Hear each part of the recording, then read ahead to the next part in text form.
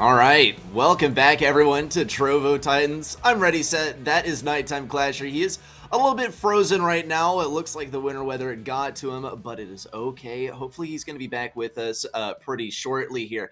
But for now, Trovo Titans, I hope you are all super excited for this new season. I personally had the pleasure of being here for the last season, and it was an absolute blast.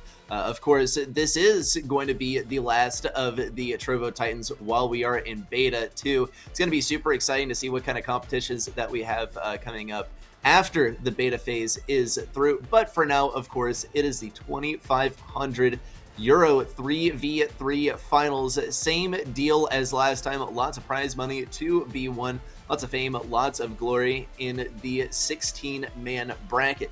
I hope everyone is super pumped, just as I am, especially with this new update that just came out. It seems like a few hours ago, with the new power levels, with the gears as well. I will say personally, I had a bit of concerns thinking that, what if the update arrives right in the middle of Trovo Titans? But fortunately, it does seem that we have been spared from that predicament for now. And we all get to enjoy a little bit of Trovo Titans action. Of course, map pool is going to be super exciting as well. Going to be more or less the same as the Brawl Stars competitive, the official Brawl Stars Esports map pool as well. Those World Finals are on the way, coming up in Romania, and excited for that one. Let's take a look at the bracket as well and get an idea of what sort of competition is awaiting us today. We are going to be seeing Esport Empire Omert 4 up there on the top left. Of course, we are in the round of 16. Final Stand Esports versus Pharmacy Centers up after that. Point Gaming versus FA Verified. Merkvis 333 versus FA Scarlet Stars. Then on the right side of your screen, FA Kazaki versus Navi BS. Old Nuke versus FA Comeback. One Piece versus Old Stars, and Gangstyle versus FARO.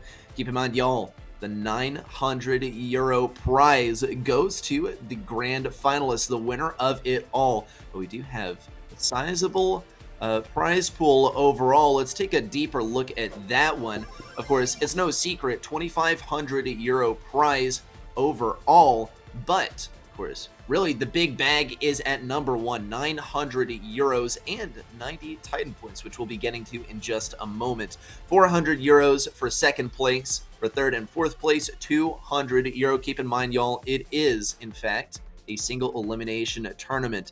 Then, 5th through 8th place receives 100 euros, and 9 through 16 receive 50 euros. Pretty sizable prize, if you ask me, pretty much just for showing up to your match today, and we do have all of our players ready to go today, so that is always an exciting thing to know from a tournament organizer's standpoint. Of course, we also want to take, well, actually, hi, it's me, and Nighttime Clasher. He's still a little bit frozen, unfortunately, but it shouldn't be a big deal. Hopefully, we see him here in just a few minutes. But until then, all we can do is speculate about our upcoming matches, because we are still in the round of 16. We're just kicking things off for the day. Surely our players are getting warmed up. I'm getting a little bit warmed up, and hopefully a Nighttime Clasher warms up a little bit too. He looked a little bit chilly, looked a little bit frigid, petrified. I don't know exactly what the case is over there. It seems like he used Loose Gadget, but I hope he is back to normal pretty soon here. For the time being, though, we speculate about our upcoming matches. There were some issues, it seemed, with Brawl Stars getting those new power levels and the gears implemented, which is a little bit funny considering that the update comes out, but the main feature is not available. So we'll see exactly how that one turns out as we are awaiting those changes and awaiting the update. But for now, it is a little bit of a saving grace for our competitive players, as these new gears are actually going to introduce a crazy new dynamic into the game with these passives that you can equip, whether they're resistance, whether they're bonus damage, or whatever they might do. Plus all of the pro players who are just a little bit salty, and I'm not a pro, but I'm a little bit salty that I didn't know it was coming, because now I have all these coins that I use to buy just true gold skins, and they could have gone to new power levels, and I'm Sitting here with 15k gold coins, which is not enough to get anything, by the way. And unfortunately, I'm not going to be able to do much with it. Well, I'll tell you what our players will be able to do something with, though, and that is the map in mode pool, which we'll be getting a glimpse at right here in just a moment. Take a look, y'all. This is our map pool for today. We're going to be starting off set 1 on Sneaky Fields. Set 2, we're going to be moving over to Hard Rock Mine. And set number 3 is going to be played on Shooting Star. We're not going to get to set 4, set 5 possibilities until we're in the quarterfinals. Keep in mind we are in the round of 16. But in the quarterfinals, that is when we move to the best of 5 format. For now, it's just best of 3 for our matches. Sneaky Fields, I personally like to start things off. I do think it is a pretty interesting map that just got reintroduced into the competitive dynamic. It allows you to play some tanks with all of those mysterious bushes that tanks could be lurking in, but it also does open up the possibilities for tank counters, which have been kind of shoved out of the meta lately by long range brawlers. So exciting stuff to be prepared for as we head into the best of 3 format for our first part of the bracket, the round of 16. Best of 3s, they can go by really quickly, so make sure you don't blink or you might miss it. It only takes 4 wins in order to secure the win and the advancement to the next stage of the bracket. So, and especially competitive players as well will tell you that this is probably the more stressful part of the tournament, given that you only get to play a couple modes before you could potentially get knocked out. And if those modes are your decided weak points, then that is not the situation that you want to be in, especially if they're modes like Heist or Siege that can really go either way. Brawl Ball, Gem Grab, and Bounty provide a little bit more leeway, a little bit more room to work with here. So luckily for our players in this stage, those are going to be the 3 modes that are played. We talked about Sneaky Fields, let's talk about Hard Rock Mine. I mean, Hard Rock Mine is such a quintessential map. And I think we will be visiting some quintessential competitive players here pretty soon as well.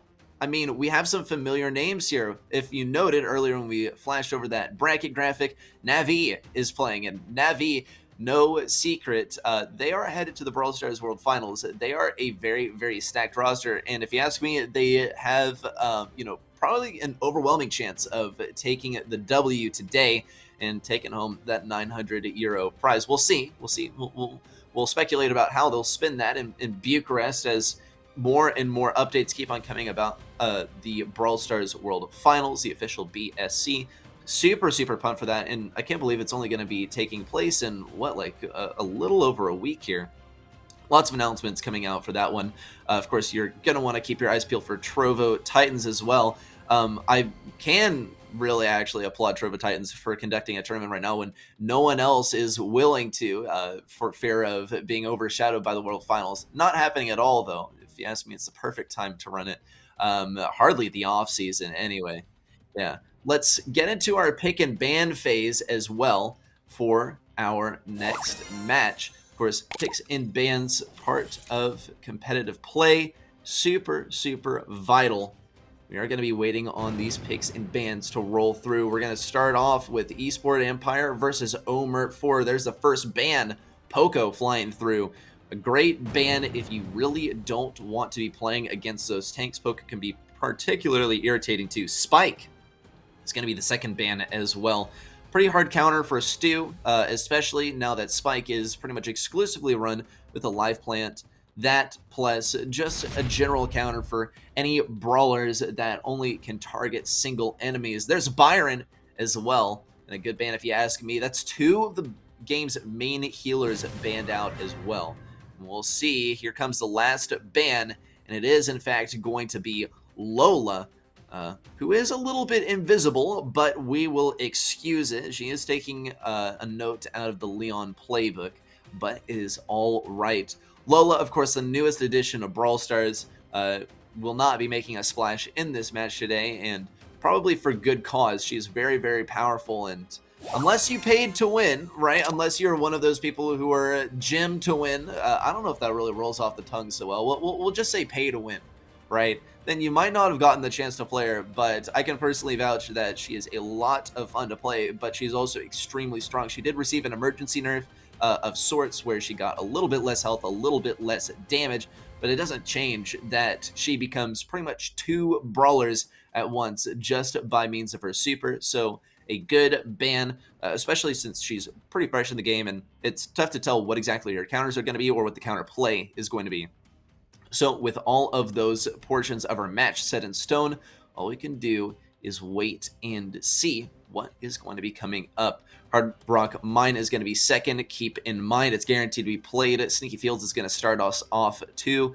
Can definitely expect to see some tank play there. I personally, one of my favorites to see on Sneaky Fields is Ems, just because she is a pretty good counter for tanks. When it comes to really anything else, though, I mean, we saw Spike was banned out, so that is completely ruled out. It would have been a good tank counter. I think it would have potentially gotten countered by a few things that could have been played.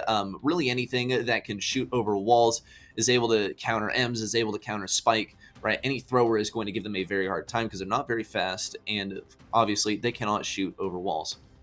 So with that established, though, what can we expect to see in terms of other tanks? Well, one that I can tell you Knight personally vouches for is Jackie. And I don't know if Jackie is going to arrive. I would say it's even more likely that we see a little bit of Rosa action as well. Rosa, you know, you get free health from sitting around in the bushes. You also have unfriendly bushes. Combine that with any sort of fast teammate, and you're able to quickly catch up to an enemy and snag a quick kill on the lane with that free gadget ability. Sandy also is another brawler that we can expect to see just because of the extended range. And yeah, he has extended range, but the attack takes the same amount of time, which means that his projectile is going to travel faster. And I have played this a bunch, and it is so powerful, and it is pretty hard to deal with. So another one that we can anticipate to see, perhaps as a response to Ems or the possibility of Ems. Of course, we haven't even gotten in the game yet, but this is what the pick phase sounds like in a VC for a professional lobby, because you have to put a lot of thought and a lot of energy into predicting what the enemy is going to be picking. So we will see. We can only wait and see what exactly is going to be happening. Just a couple minutes left before we head into that first game, as our players are probably chomping at the bit, ready to go. I most certainly am ready to go. Speaking of getting ready to go, wonderful to see a little bit of Max action in here, right? Because Max is one of those brawlers that never seems to leave the meta, even though she has received nerf after nerf after nerf. That speed is so instrumental, and I think combined with Rosa, it could be very powerful. Of course, our players will still have to be ready for the possibility of tank counters, and yeah, playing tanks into a tank counter, especially when you know it's not going to be there, is sort of a recipe for disaster, or maybe it's just a very gutsy move. It all depends on the roster.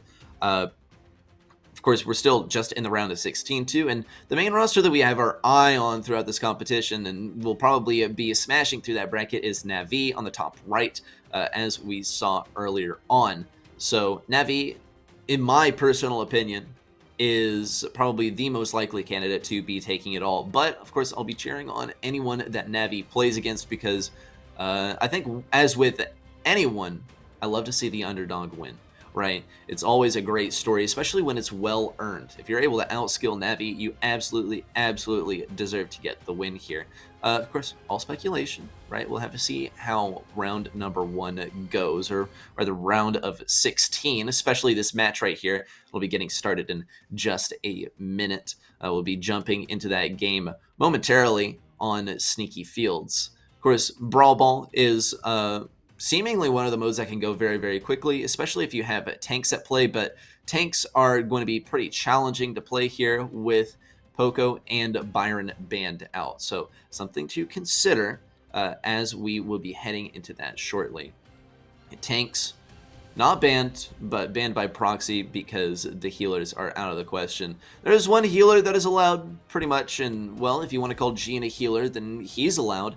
If you want to call Pam a healer, which, well, I should hope you do, she is also allowed, but She's not really the greatest pick on this map, in my opinion. Not a lot of wide open spaces for you to make use of with Pam, and she does play more for control.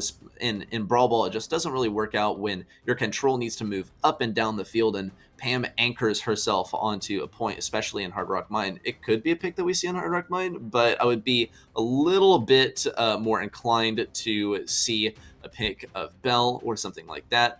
Maybe even 8-bit as well. With Bell in the realm of possibilities, then 8-bit is probably going to be stayed away from just a little bit. Maybe not in the earlier rounds, right? Maybe people will have the guts to stand up to the possibility of a Bell, but keep in mind she does hard counter 8-bit, and is pretty much single-handedly why 8-bit has been out of the meta for so long, is because Bell has been so fixed in the meta as well.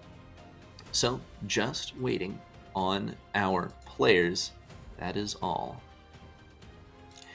In the meantime, though, we can speculate a little bit more about what is to come. I anticipate that we will see a 2-set victory here. That is my personal prediction here. That's usually how things go in the earlier stages of the competition, just because the teams are not as evenly matched in the earlier stages. So, unfortunate for whoever is at the mercy of that predicament, but very fortunate for the enemy team. In any case, all we can do is wait, and hopefully Mr. Nighttime Clasher shows up. Well, he is here as a thing, but he is a little bit frozen at the moment, unfortunately. So we will see how exactly it turns out. All we can do is wait. Yeah, we are just waiting on the players to start their matches. So that is what we are doing right now. Sometimes you gotta kill a little time. You can't control how quickly everyone gets ready, and it is unfortunate, but it is what it is. In any case, though, Trovo Titans will be getting kicked off momentarily. All we can do is kill some time.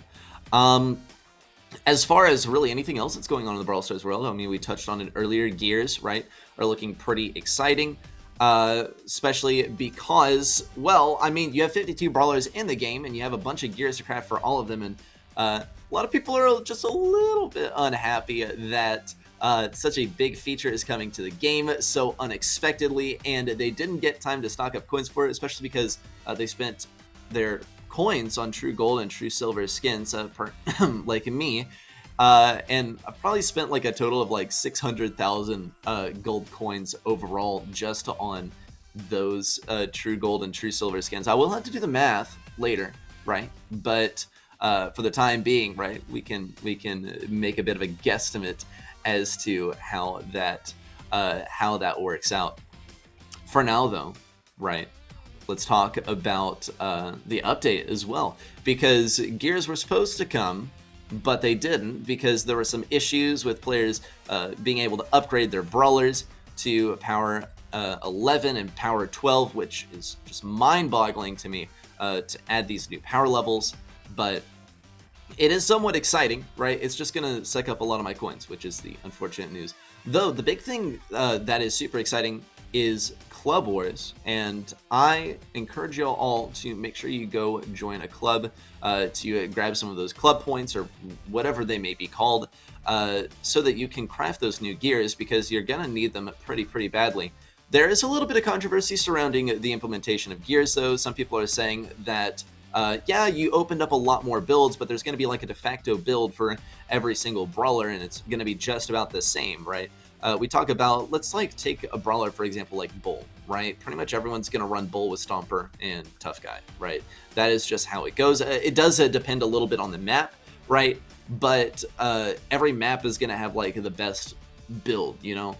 And even across like different modes, like let's talk Brock, for instance, right? Brock pretty much everywhere is going to have his gadget as the wall break one, as rocket fuel, and he's going to use incendiary as well. It is a little bit either or whether you run rocket number 4 or incendiary, but generally people run incendiary, and that's, you know, you have a lot of builds available for things are available, right? 4 things that are interchangeable. You have 4 different builds, and yet only one of them is run. So it is a concern coming up with the gears. We'll see how exactly it pans out. For now, no gears, right? Just our players trying to get ready for some sneaky fields. One of my favorite maps in the game, mostly knowing, or mostly just going by the fact that it is made by none other than Lex himself. Lex of Brawl Stars, if you watch him, hate him, you love him. Hey, he made Sneaky Fields, and it's been on the map for so long, and every time I see, anytime I see Sneaky Fields, especially in a map rotation, I can't help but internally go, Lex map, it's time, right? It's time for the Lex map. And yeah, you can actually go and look, and it does say community option or whatever in game, and it will say that it was made by Lex from Brawl Stars. So a little fun tidbit of knowledge for you, a little bit of not really an Easter egg. It's not super hidden, but you probably never bothered to look. So now you know a little bit of Brawl Stars trivia. Still waiting on our players to get ready. I apologize for the delay. It's been 6 minutes, but it is just all right. We're just waiting on them to get ready. And I can't blame them for taking a little while. I mean, a lot of features have come to the game, or a lot of features have been promised to come to the game, but in fact have not come to the game. The gears and the new power levels being the most important ones. So we will have to cross our fingers and hope that things turn out pretty okay, right, for these players.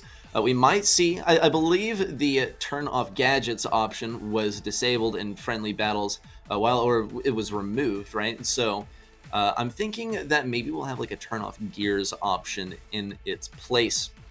And hopefully we do, because it is going to take a hot minute to get acclimated to playing with these new items.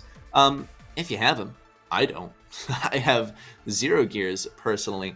Just as your, Joe Schmo average player. I used to play pro. I used to be like really into playing this game pro, and now I just commentate. But it's cool, it's fun, and I enjoy what I do. But yeah, so now as kind of your average player, gears are kind of inaccessible to me, even though I'm completely maxed in every single other way. I have every gadget, I have every star power, every brawler, everyone's maxed, right? If you couldn't garner that from having every star power. But yeah, gears are a little bit inaccessible to me at the moment, and I would predict that it's the same case for our players. Of course, for me, I'm in Texas, I'm in the United States, and all this update business happened while I was asleep. So I did not get any chance to equip any of these abilities or test them out. But I mean, we are talking Trovo Titans over here in EU, so I anticipate that y'all had a bit of a chance to mess around with these abilities as well, and I would be excited to hear from you guys what exactly y'all have done with them, if you have been able to do anything with them. Yeah. So in a moment we'll be getting started with Trovo Titans. We are still waiting on our teams to get ready. Yes. Well, we'll see what game.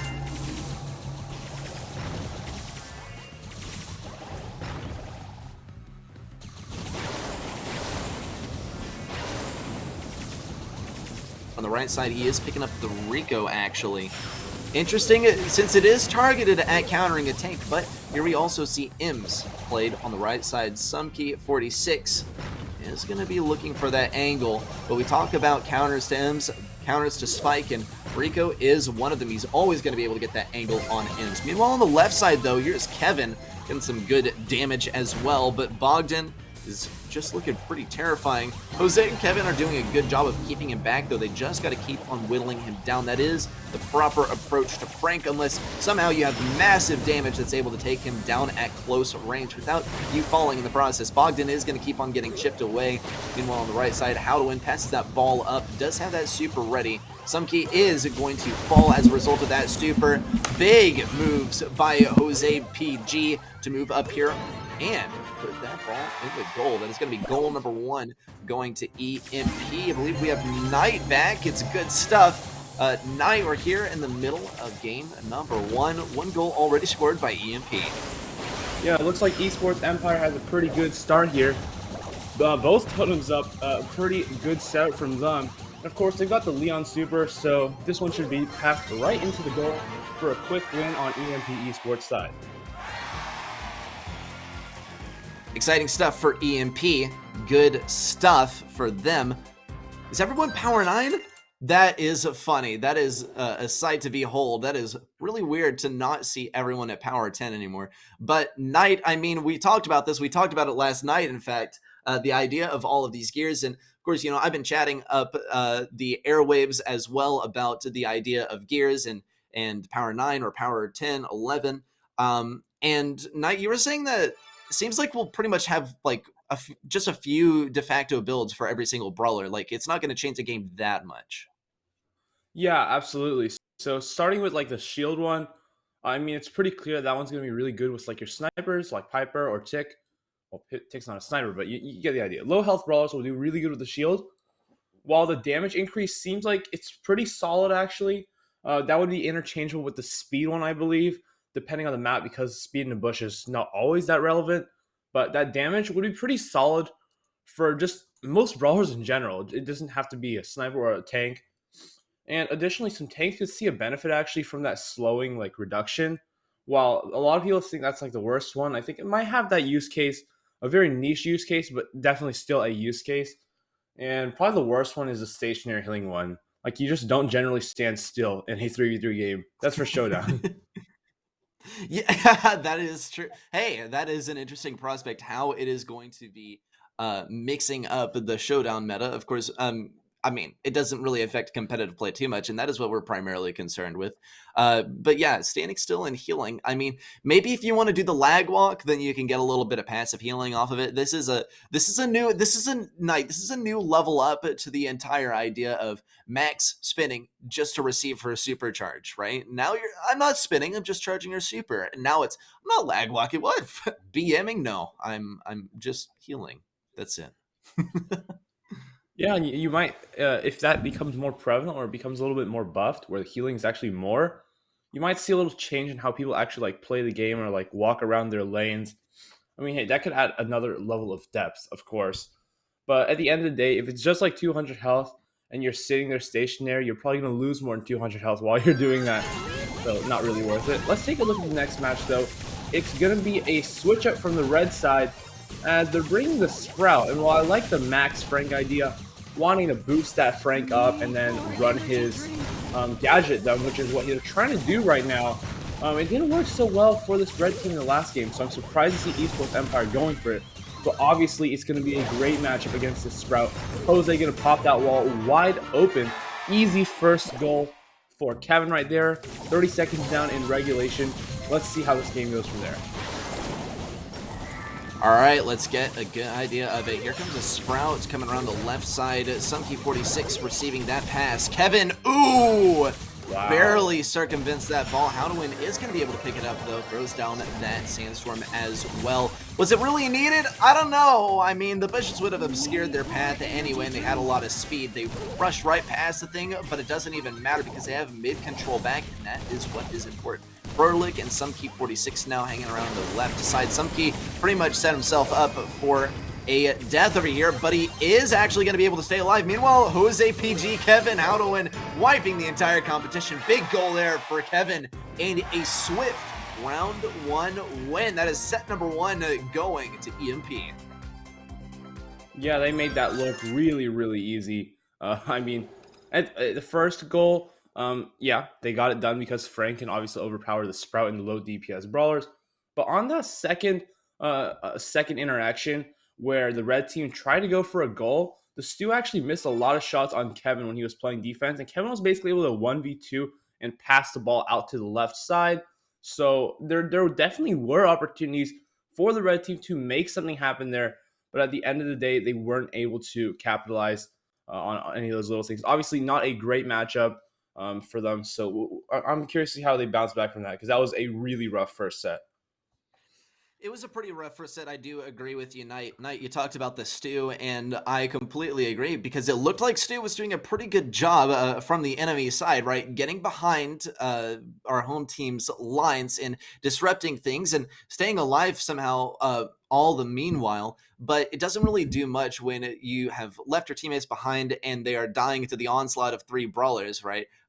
You being a survivalist on the complete opposite side of the map of the objective is not going to be doing much to help. So perhaps a more cohesive strategy, because the technical skill, the mechanical skill of being able to go all the way behind the enemy is definitely something that we can appreciate, right? But it's not going to net you the win here.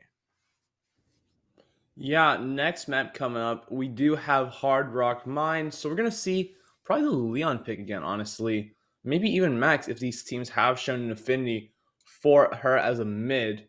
So yeah, pretty curious to see how they put a Leon and a Max together. That's obviously a pretty strong combo, as any aggro brawler really does. Generally pretty good about Max, but it's about winning that mid matchup as Max, which is so difficult, especially when you've got so many good long range brawlers that can just deal with her really easily, and she doesn't have the damage and the supercharge that she used to. So going to be dodging shots less, going to be doing less damage overall. So it's a little bit more difficult, but a good Max can basically like create magic out of nowhere. I agree with you on that one, right? A good Max can certainly do that, and yeah, magic is certainly what it feels like. I couldn't replicate it myself, not anything even close. It's something a little bit difficult to wrap your head around. Though, let's see how things are approached this time. Kevin is going to pick up an early kill onto Piper, and now this True Gold 8-bit gets to chill out at mid for a little while. There are the claps from Protolic. I mean, keep in mind, these guys have taken a couple of L's in a row, and they are, if they take one more loss here, going to get swept. It's never a great feeling, but it is something you can certainly appreciate. Let's take a look at the right lane over here. Sunkey is a little bit outranged by Jose. He is, though, at the same speed, so we can do something with that. Kevin, though, is getting a lot of speed. Combine that with the turret from Jose, and he's pretty much untouchable by Protolic. It's such a strong combo, and it's one that I'm surprised we don't see more often. Yeah, How to Win going to fire off that super, taking out the Piper on the top left of your screen. He is completely diffing that left side Rico matchup. Kevin has had no issues in the mid either. And Jose just staying passive, really doesn't want to give the Sandy super. As we see, we're already at the countdown for the blue team, and Sandy hasn't even picked up one super thanks to Jose's passive play. Yeah, we're going to see this combo just do really well, especially because that red team doesn't have any way to deal with those turrets, right? Just imagine if there was a Leon on that side as well. They would just be in a world of hurt. But yeah, having the 8-bit sit under that Stu turret, which is probably, I think, the only turret left that doesn't actually decay over time, is probably the strongest factor on this blue team. Obviously, 8-bit's biggest weakness is speed, and if you can keep him permanently under speed, basically, I mean, you can win almost any matchup, especially against a Piper who really cannot really deal with you, especially because you can one-clip them and they're like at 488 health or something like that. But yeah, definitely solid picks here from EMP. Going into combo, actually, I think we saw from Gallant Esports, they were one of the early adopters around 1 month ago. So yeah, picking up some cross-regional comps or maybe some independent discoveries, definitely a good look from Esports Empire. Yeah, I completely agree. I mean, you talk about the 8-bit, combine it with the Stu, and yeah, you raise a really good point that I had not even considered, is that Stu's turret doesn't decay, and yeah, I think maybe it is the one turret in the game by this point that doesn't decay. Even Bo's turret got nerfed super hard. Lollipop drop, right? We've seen that one go to the wayside. Leon's still super strong with the Lollipop drop. It just doesn't last all game. I mean, let's face the facts, though. Usually the Lollipop didn't last that long anyway. It got destroyed reasonably quickly. There are definitely circumstances where it stayed alive for a little bit longer. But yeah, here we have Stu's turret, and it stays alive the entire time, and you're not going to be able to touch that thing. 8-bit's all sped up, or, 8-bit is just, an absolute powerhouse if you get close to him anyway, so you're not going to want to get onto those backlines, and even if you do, there are 2 more ready to come your way. Let's take a look here at set number 2, game number 2. It's the match point. It could be the win for EMP. Yeah, let's take a look at what our red team is doing here. And I actually like this strategy because at this point in the match, it doesn't take a Sherlock Holmes to realize that they're not really winning these mechanical matchups. So if they really want to win, they've got to go for a comp that can make somewhat of a robbery. And Mortis, Max, and Rosa, that is literally the best solution. As Mortis can go in here on the Rico, deal with him pretty easily. Obviously not going to have a great match on the Ape and the Stu. So it's up to Esports Empire to adjust those matchups accordingly. Obviously, Ape is going to do good against all of these. Again, they can't really take out these turrets. So if Jose, yeah, obviously none of them have a bush break, so that area on the red side is going to be a little bit difficult to deal with and hold control with. But at the end of the day, this is a pretty dominant position for Esports Empire. Yeah, if you're the red team, you're just looking to make a last-second robbery. Maybe when the enemy has a countdown, it's going to start with taking out the Ape turret to make sure he has no safety. See how prolific goes about this bush area, and he actually just goes for the retreat and goes down. It's definitely not what you want to see. Bogdan going to go for a no. Kevin goes for the safe TP, and yeah, Esports Empire is just playing this really passively because they know what the enemy's objective is. Yep, and there are a couple kills actually from the side of Esports Empire, and this is actually going to spell bad business for OM over here. That is going to be the countdown for EMP. Frotolic is so close to going down. Amazing flank here by How to Win around the left side. Heals himself up with Bouncy Castle 2, and some K46 explodes into a pile of gems. Jose shows him how it's done. This is how you get the Stu backcap going. 3 Super Chain in a row just for show. And that is going to be the win here for EMP. Congrats to them. They're heading on to the quarterfinals for that round of 8. Unfortunately, it's not going to go so well for the enemies. They are going to be walking away with a tidy, I believe, €50 prize. Definitely not what they were hoping for, though, but something to write home about in some regard. Yeah, I mean, obviously, going up against a team such as Esports Empire in the first round, I mean, that just sucks. They're a really good team. We've seen them in the top of the EU2 in the Queso Cup. Haven't had any major monthly final disruptions, but yeah, they're certainly making their way towards that top 8, top 10 spots in the EU region. And hey, they're already on the right track, playing these off-season tournaments that some other teams might not be in really. So they're taking advantage of that, and maybe they'll get a chance to play against Navi on the other side, assuming the bracket goes that way. But yeah, lots of great matches coming up after this one. Next, we've got Final Stand Esports versus Pharmacy Centers. That's 2 pretty familiar names in the scene. That is going to be pretty exciting, actually, for our next match.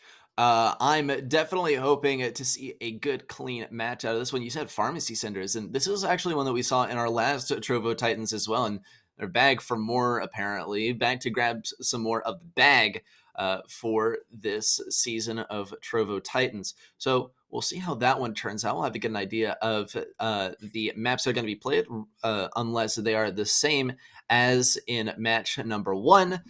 Match number 1 maps, of course, were, in case you forgot, it was Sneaky Fields to start things off. Then it was going to be Hard Rock Mine. And then finally, if we made it to set number 3, it was going to be Shooting Star. All too familiar here in competitive play, maybe with the exception of Sneaky Fields, more of a new addition here. Knight, when we look at Sneaky Fields, we get a little bit of a mix of tanks. We get a little bit of tank counters as well. What's your take on that? Yeah, so at the end of the day, I think tanks are just generally really good there. We've seen people win against tanks, against even like a Rico and a Spike. But yeah, as I've said before, there's a few combinations you can use here. But first, let's take a look at the map, and we'll get to the breakdown in a bit. Yep, let us get a look here. Maps are going to be set number 1, Dueling Beetles. Set number 2, Bot Drop. And set number 3, Layer Cake. Layer Cake, bit of a new introduction as well. Definitely one of the more frustrating maps to play on if you are playing throwers, but we are in the earlier stages of the tournament where we are still in the best of 3, so we're not even guaranteed to play it. Yeah, that's right. So we're going to be starting out with Dueling Beetles here, which if you haven't caught up with on some recent tournaments like the ESL Mobile Open, we've seen just a incredible shift in the meta here. It's basically all turrets. We're gonna see probably 8-bit, see a lot of Stu, and yeah, let's take a look at the next page here. But yeah, we're gonna see lots of turrets there and bot drop, just some long range, and same for layer cakes. So yeah, waiting for the bans probably. And band phase should be coming in momentarily. I'm excited for it. We saw last time the bands that came in. We saw some Spike. We saw a little bit of Poco, some Byron as well. This time, though, it's going to be Ash, right? Ash is the first ban. Interesting ban, if you ask me, Knight, because in my personal opinion, Ash is really just strong because of the healers. So if you get rid of the healers, you can get rid of a lot more than just Ash. But same as the aversion is not to healers here. Frank and Mortis are going to get banned out as well, which leaves one more from Final Stand Esports. Yeah, Frank and Mortis, a pretty solid two bans. Poco, Ash, Frank, and Mortis. Yeah, those are all your really aggro brawlers. So you're probably going to see a lot more, maybe even throwers actually on dueling beetles because throwers they do pretty good against like 8-bit. And honestly, Sprout against Stu is a really good matchup as long as the Stu doesn't have the breakthrough gadget because one, you can destroy the turret like really easily. And Stu is 3 shot if he doesn't have a super, and you can prevent him like indefinitely pretty much. Yeah, and Stu is one that we saw our players in our first match of the day had some significant trouble with as well, right? So with Stu, out of the mix, it is going to be a little bit more free to move around the map, considering that Stu is just really everywhere. He creates such a large sphere of influence around him just because of his mobility. So with that considered, though, and also with the Poco ban out of the way, this is going to be an interesting dueling beetle. Sometimes we see the aggro Poco come out here, which is always a sight to behold. But for now, we can maybe expect a bit of a return to normalcy, see a little bit of B to deal with any tanks, see maybe some Colt to break open the walls. In the past, that one has fallen out of favor just a little bit. Yeah, no action here from Colt. We are going to see Stu, as you mentioned. We are going to see Byron as well for that healing. It is a little bit difficult to see given that pretty much everyone's invisible. Thank you, Leon, for that turret. Though for our sake, it will be breaking down soon. Also the Meg coming out as well, which is a pretty new sight on the battlefield as well, Mike. Yeah, Meg, one of the strongest brawlers in this recent release, albeit probably going to be a lot weaker after this new update. Gears sometimes don't actually affect her mech, but that not being the point here, as we're only at level 9, Leon Totem actually going to get wasted here from the blue team as Kanan tries to make his way up top. No super is found, but Cyclone is, oh wow, just going to get obliterated by the Meg super. Oh no, this is a disaster for the side of Final Stand. They're just unable to push past this Meg. Every time they're getting closer to the aggros, that big bat is coming through and just knocking them out of existence. Obviously, Salawi's doing a great job holding down this left side with the Stu. It just seems like, Final Stand Esports, they're starting their pushes a little bit too late. Even the standing supers just don't seem to be making an effect because they can't even push into their own standing supers very well to begin with. Easy win here for Pharmacy Senators. Yeah, seemingly easy, I do agree. Interesting stuff. I don't know. I am curious, right? Maybe we'll see actually the Meg pick from our home team in the next game because the Meg seem to be doing a lot of work though.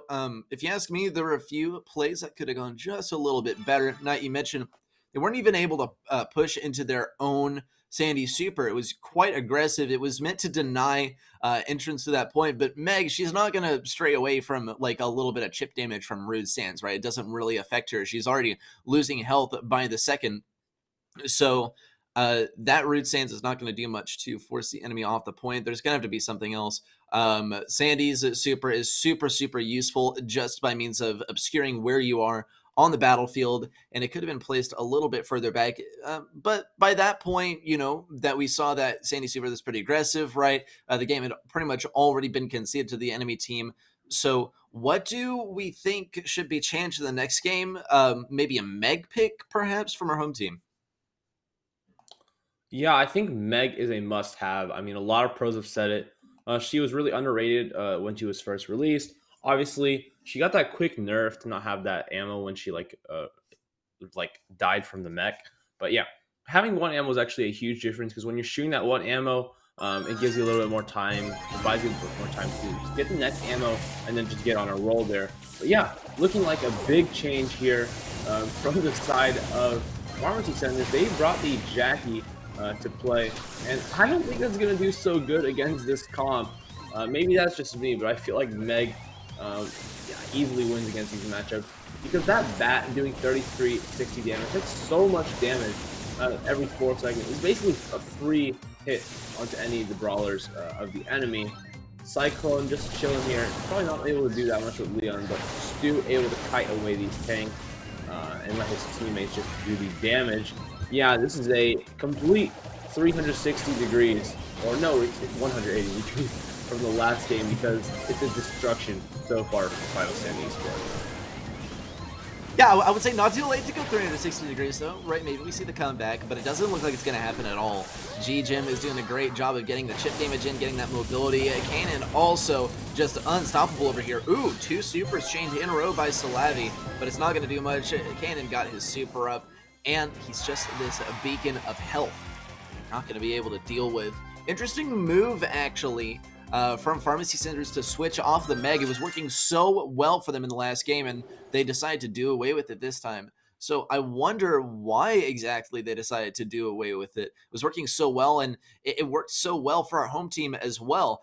It just seems to be the wise pick here. Yeah, luckily I've got an answer for you because when they used that comp with a Leon and they had the other totem Stu, that comp is obviously countered pretty easily by Sprout because Sprout can kill a Meg, can kill a Leon, and can kill a Stu as long as you don't really feed them the supers. It's really easy if you have a thrower, and maybe predicting that final stand would go with that thrower pick. They would have a Rosa, a Buzz, and a Jackie to deal with those throwers or those control-based brawlers. It would be really, really easy to win against, especially because Buzz can it's like Sprout is a super battery for Buzz. You can just sit on him and then stun the next guy right away. And it looks like they're going with the same comps here. Maybe nobody really wants to risk going with the Sprout pick due to the idea of tanks that is now, it's like blood in the water. Yeah, I completely agree. Yeah, Sprout, while it could be a good pick, is very risky and very dependent on what the enemy is going to run. It's just that, it can counter pretty hard, but looks like the teams are pretty confident that they can just run this in the mirror match and be the better skilled team win. It is 1-1 in the current set, and it is almost tied up in terms of percentage as well. Pharmacy Centers do have a little bit of catching up to do. So Lavi now is going to be able to secure a kill on G-Jim along with Angel Boy. There's a great kill on a Cyclone, and they can start moving up and destroying all of those turrets.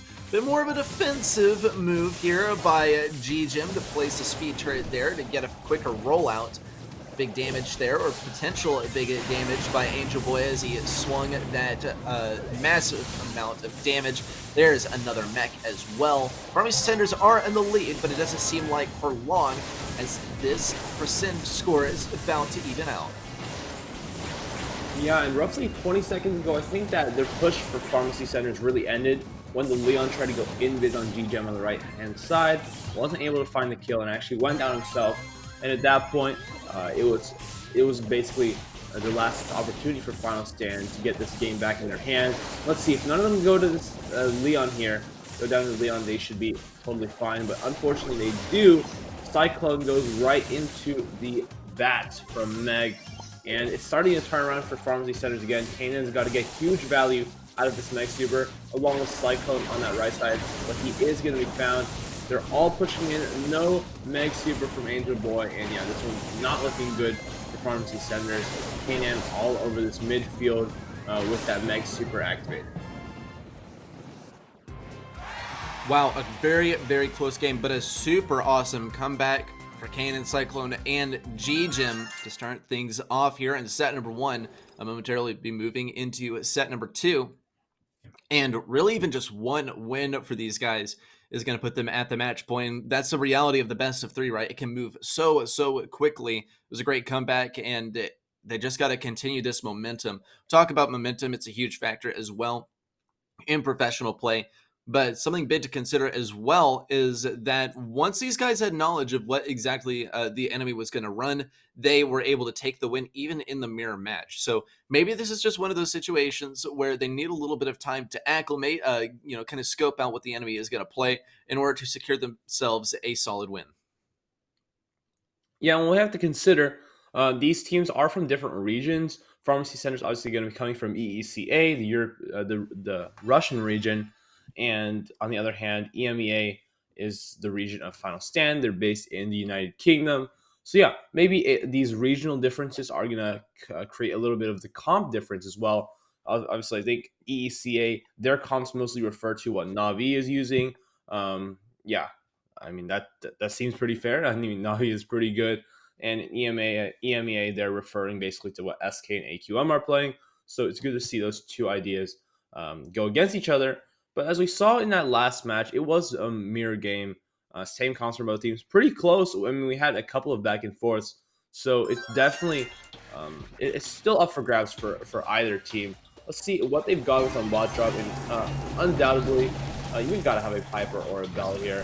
Looks like it's going to be Kanan selecting Piper and Bell from the side of Farm Defenders. Obviously, Bell not as strong as she used to be, but I mean, at the end of the day, that super is all you need, and they're going to be taking advantage of that in this first push. If they can find that super, but a good snipe from Kanan is going to disarm the Sprout.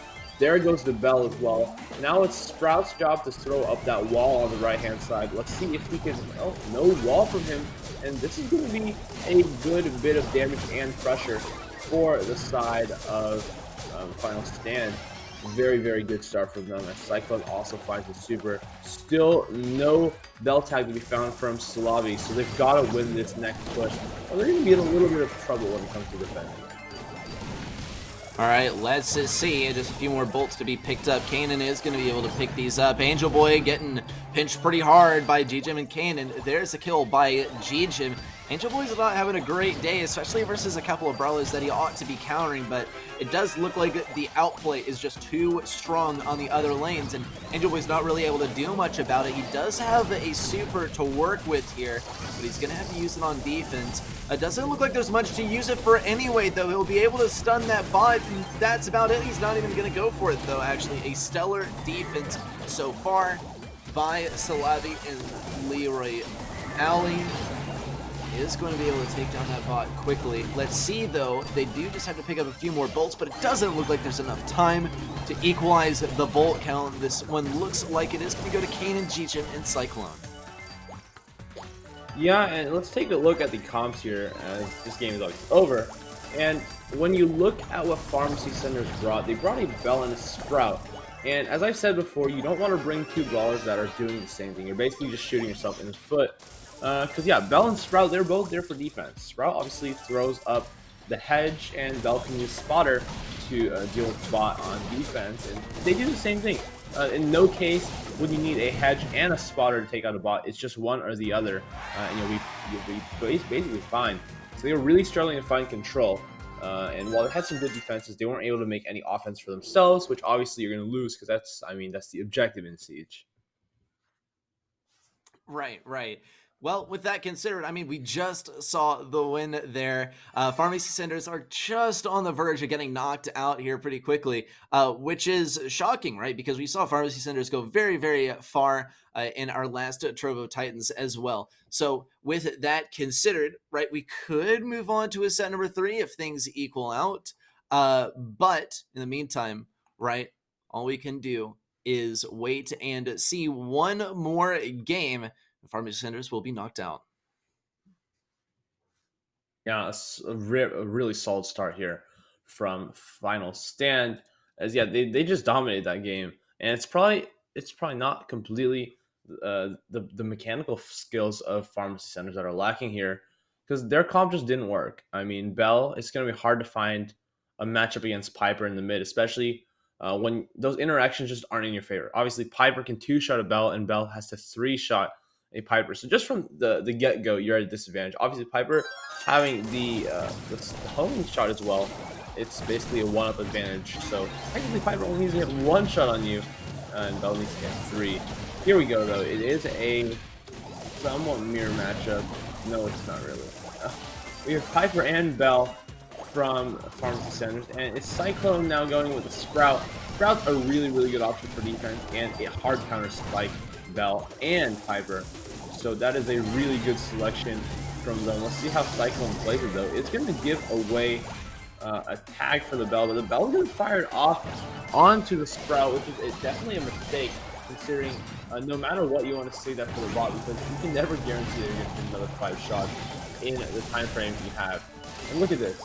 He's going to be really pressured to get these shots down, and there's no worse feeling than knowing you have 18 seconds left to get a Bell tag, and you're only 1/5 away there. It's going to make you play a lot more aggressive, and you're going to play a lot worse just because you're so desperate to find that super, and your opponents know that. They're just going to let you push into them.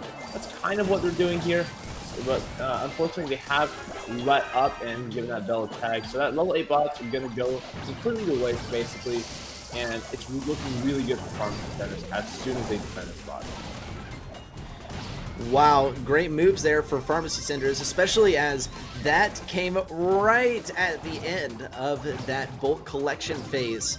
So with that tag out of the way, I mean, really, it's not going to matter whether they get a tag now because 13% has been dealt to their safe. They have to get this win, but there's really no question whether they will. So it's more about whether we can see a defense from G-Jim, Cannon, and Cyclone, which is going to be really tough to do. They don't have a Bell tag to work with. All they have is Sprouts, Super, and the potential of killing some enemies here. Cyclone is doing a good job of tagging up the enemies. Leroy and Salavi are going to get around the left side. It is a strange predicament. There's the stun onto the bot just for a moment there. G-Jim's going to go for some damage. Cyclone will be able to block this off just a little bit. What? Nope, that is not going to do anything, but it's a nice attempt. That is going to be the game, actually, going to Pharmacy Centers, and they'll be staying in this one. That's a huge mistake from Cyclone there. He placed on the wall, and he had it down correctly, I believe. And then he collected it immediately with the transplant gadget. I don't know if that was a misclick or something, but he collected the wall right away. I thought that could have been a perfect defense if he let the bot just take 2 more seconds to walk around, throw down the other wall. I think they would have been fine. The bot was down to 20k. Yeah, I don't know what happened there. That's got to be pretty frustrating if your final stand here. And now opens the door wide open for Pharmacy Centers to take this one back. Even though they had a better comp, the blue team, they had a better comp, but they weren't able to truly capitalize on it. I mean, the siege order was just not really in their favor. They let up a Bell tag, especially when the Bell shouldn't really have been that close to a super. So just those really small mistakes that actually made a huge difference at the end of the day. Yeah, I completely agree, right? It could have been a perfect defense. It would have been, difficult to pull off, especially considering the nerves of the situation, which seemed to be the largest factor, right? As that time was ticking and a lot of enemies were approaching, and it was just one Sprout and a wall and a transplant and a dream, right, to keep them alive. Well, it's not going to be happening this time. No Sprout from G-Jim this time. Kanan is going to be passed to the torch. G-Jim will be playing the Piper here. Meanwhile, though, more or less the same strat here from Pharmacy Centers. They are going to have Spike on the lane versus Sprout, which is a little bit risky. Kanan does seem to be getting messed up just a little bit by the curveball, but there's the shot from Kanan. That AoE is going to get Leroy Ali out of the way.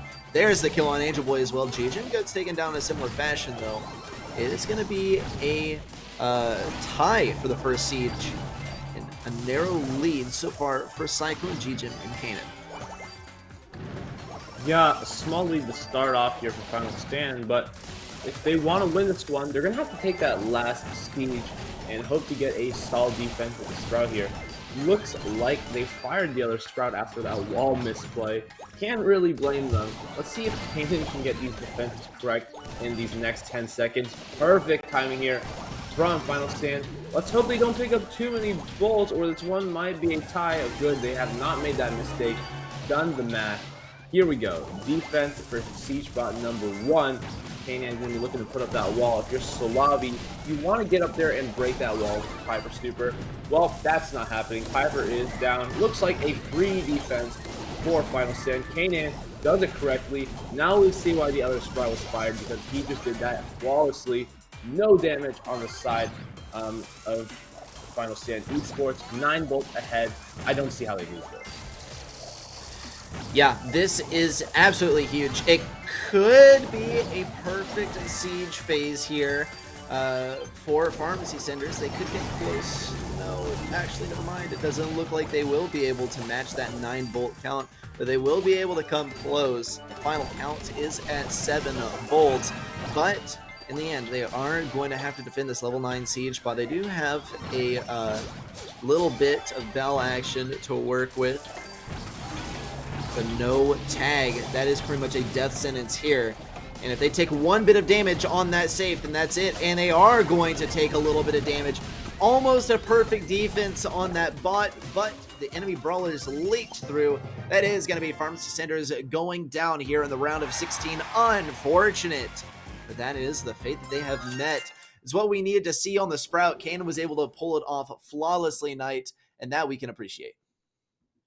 Yeah, one of the big boys of this tournament already going out here. That's got to be good if you're Final Stand here going into this. After this first round, you're feeling pretty confident having taken out a solid team from another region. Obviously, next round, they're going to have a little bit of a toughie against Esport Empire. Obviously, they are the team to beat right now if they want a chance against the winner from the right side. Probably going to be Navi. Let's take a look at our next match, though, as it should be coming up. All right, we are going to take a look at the bracket. We got a look earlier on at how things were turning out, but here we are now headed into the round of 8. You can see a couple of matches have passed, right? Esport Empire went 2-0, Final Stand went 2-0, and now we are prepared for our first quarter final, but we still have some more round of 16 business to get through. Some more people have to be awarded their €50 prize, according to our prize pool. Yeah, absolutely. And that's going to be a pretty nice meal for each of those players, even though they are out on this first round. Next game is going to be between Point Gaming and FA Verified. I think we've seen Point Gaming in this tournament before. FA Verified, that could honestly be anyone. So, I mean, we'll just have to see who they are. They are a Spanish team, though. And yeah, I know some good players from Spain, so hoping it's one of them. Let's take a look at the maps and modes now. So we're going to be switching up from that last set.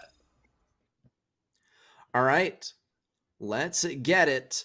Bot drop is going to start us off. Oof, one bot drop after the other for Trovo Titans today. Dueling Beetles, though, is going to come up next. Okay, wait. Something seems a little bit familiar here, and a little bit palindromic on the map choices here. Hot Potato, though, could spice things up just a little bit if we make it there for set number 3, but we couldn't even see that in our last game, right? We got so close to seeing a set number 3, but even then, we didn't get it. But we will be moving into the ban phase, and that should shed a little bit of light onto what we can anticipate. We are starting off on bot drop and then moving into our next map after that. For now, though, let's take a look at our brawlers. Byron is going to be the first ban. Yeah, that makes a lot of sense. Byron is probably the best long-range brawler right now. Maybe even better than Piper, honestly. Just has so many more use cases in a lot of maps. Even is like pretty solid in close range maps, able to deal good damage up close, albeit over time damage, and has the Chug Jug to do like instant 2100 damage anywhere he needs it. Stu, Poco, and Meg gonna be our other bans here. Yeah, that makes sense. Always curious to see people just banning Poco. People do not like the skeleton musician, obviously. He brings a little bit of a Mickey Mouse element to these tournaments. So yeah, let's take a look at our next section here. Yeah, I completely agree, right? A little bit of Mickey Mouse with Byron, with Poco. And to get rid of that does actually add a lot of balance to the competition. So that I can appreciate. It's interesting that we have seen Poco banned in literally every single match so far, and Byron has gotten banned in 2 out of the 3 matches that we have spectated so far. Just goes to show that these brawlers are just a little bit too Mickey Mouse. Lola has been banned only 1 of the matches, though, which is also a little bit shocking.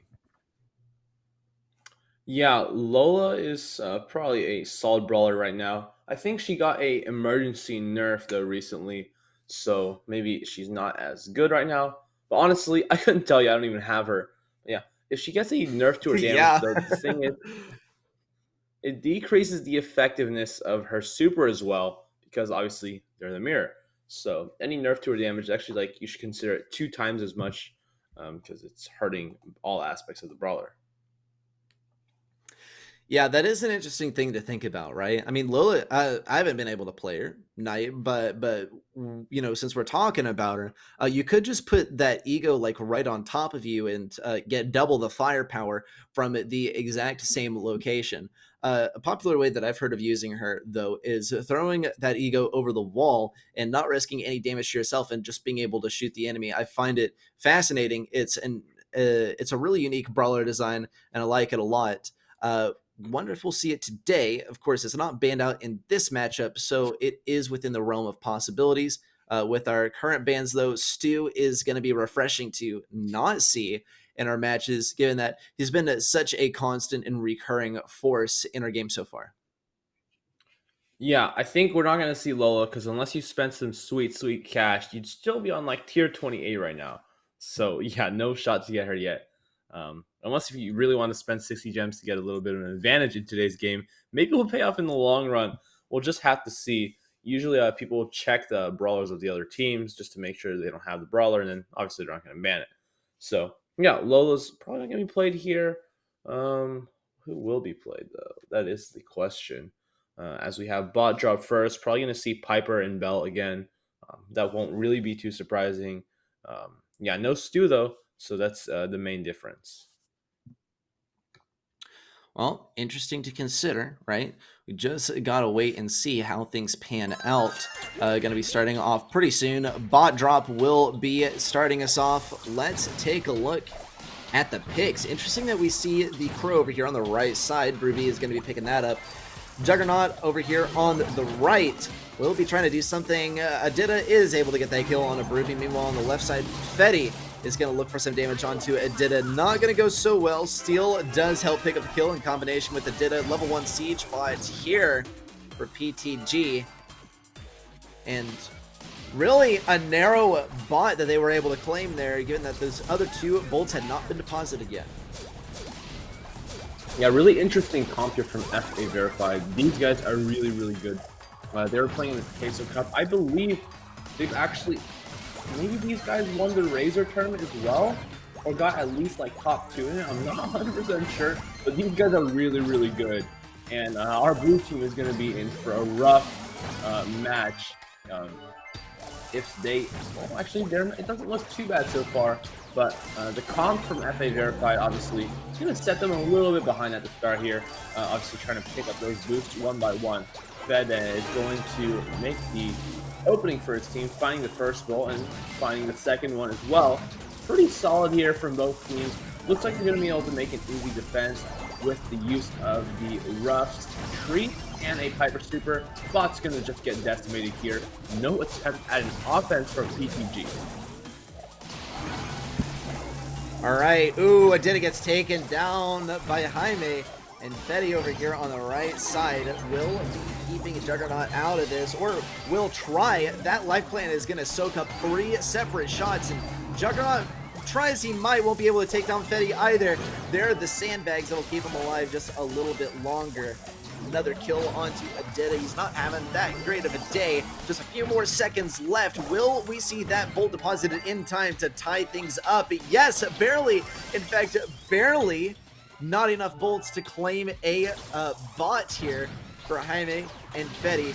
I would be standing still too, but Jaime is not healing up from this one. In fact, it's really out of disappointment. It was so close to seeing a siege bot there for them, but for now they're gonna have to deal with the win by PTG.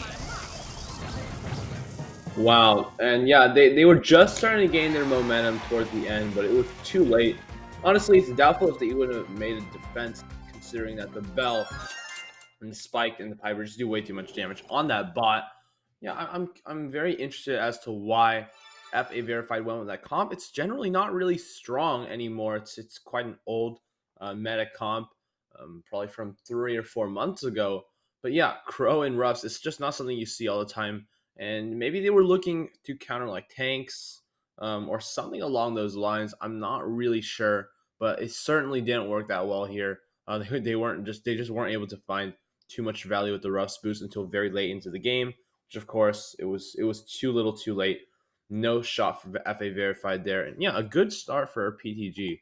Definitely the underdog in terms of past documentation. Yeah, past documentation definitely tells that story. And I would almost say that current documentation, just our last match in question, or rather our last game in question, it could tell that same story as well. Mostly because it was a pretty narrow win, maybe a little bit of luck there, because it did seem like things were coming to a head for the enemy team right there at the end, but just barely not in time. Let's see if it happens again, though. A little bit of a skin change, but other than that, no real comp change. Let's see if Juggernaut's able to do something on the right side. Does look like he's able to force out Fetty quite a bit. Meanwhile, on the left side, though, big kill for Jaime, big kill for Brooby as well. Adida is going to get pinched pretty hard. Jaime goes down in the process, though, but there is the level 1 siege bot to start us off from the enemy side. Yeah, definitely a solid start here for FA Verified. Little change in the comp. Obviously, Crow wasn't doing them too much good, especially against long-range bars and the Spike with that life plant. Gonna be a little bit of damage here on that bot, but nothing to write home about. Adita, though, gonna find that Piper dip onto Jaime, which he has been doing throughout this match so far. Good on him. Steel, though, gonna be picking up the Bell here. Did find the tag, so is ready for that next spot, which they are inevitably going to lose as Jaime picks up 3 bolts on his head. Gonna almost fall to Adida, though. Adida's doing a really good job with Piper here, but he's going to eventually fall. Steel has to hold onto this tag. Let's hope he doesn't fast finger it away in these last few seconds where they got to defend. Okay, lots of damage on this bot, especially with that tag. It doesn't look like it's going to be able to make contact with the Ike. The damage has already been done, 11% knocked off of the dang thing, and only 30 seconds left to potentially recover. A 2-bolt deficit, which is soon going to turn into a 1-bolt deficit, soon to become a 0-bolt deficit. Almost no chance of coming back for PTG. I would say that, you know, the underdog win in the last game might have just been a little bit of luck there at the end. There is the last siege bot, which is pretty much guaranteed by this point to go to Fetty and Brooby up here. There it is. And the fate has been sealed for PTG. Good stuff from the enemy side. We're 1-1 now in this set. Yeah, there we go. They're all over this spike here.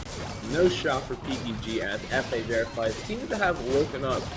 Yeah, well, while you were talking about that, I was able to look on Twitter to confirm these guys did win the Razor European Invitational against like SK Gaming against Blood Diamond. That is some insane stuff. These guys are certainly on the come. They won that, and they won the Queso Cup qualifiers for Division 2 again. So they were knocked out, I think, in the 2 seasons ago. In the Gold Arm season, they were knocked out. But they are back and definitely a lot stronger than they were before. Yeah, this team is on the come up, and they might be a real threat if they can get through this left-hand side of the bracket. Yeah, well, we'll have to see if that happens. For now, though, we will be anticipating a little bit of game number 3 action here in set number 1, right? So With that considered, I mean, this is such a strong roster night, and definitely one that we could see advance on to the grand finals, to give Navi a bit of a show. Of course, a lot hinges on Navi just getting to the grand finals, though. We do have our biases. We do have our predictions that Navi's going to make it all that way. But we did see some underdog wins here and there. So I wonder if that is exactly how it will turn out anyway. Yeah, I mean, Navi on the right hand side of the bracket. If I were to bet money on it, I would certainly bet on them. They are just so strong right now, even competing at the top of the EMEA region in the ESL Mobile Open, able to place third against the likes of SK and AQM. Obviously, they are always 1 and 2. Yeah, Navi is definitely going to be a threat here, and they're going to be a threat at Worlds. Made a lot of improvements recently. And yeah, they're just really, really strong.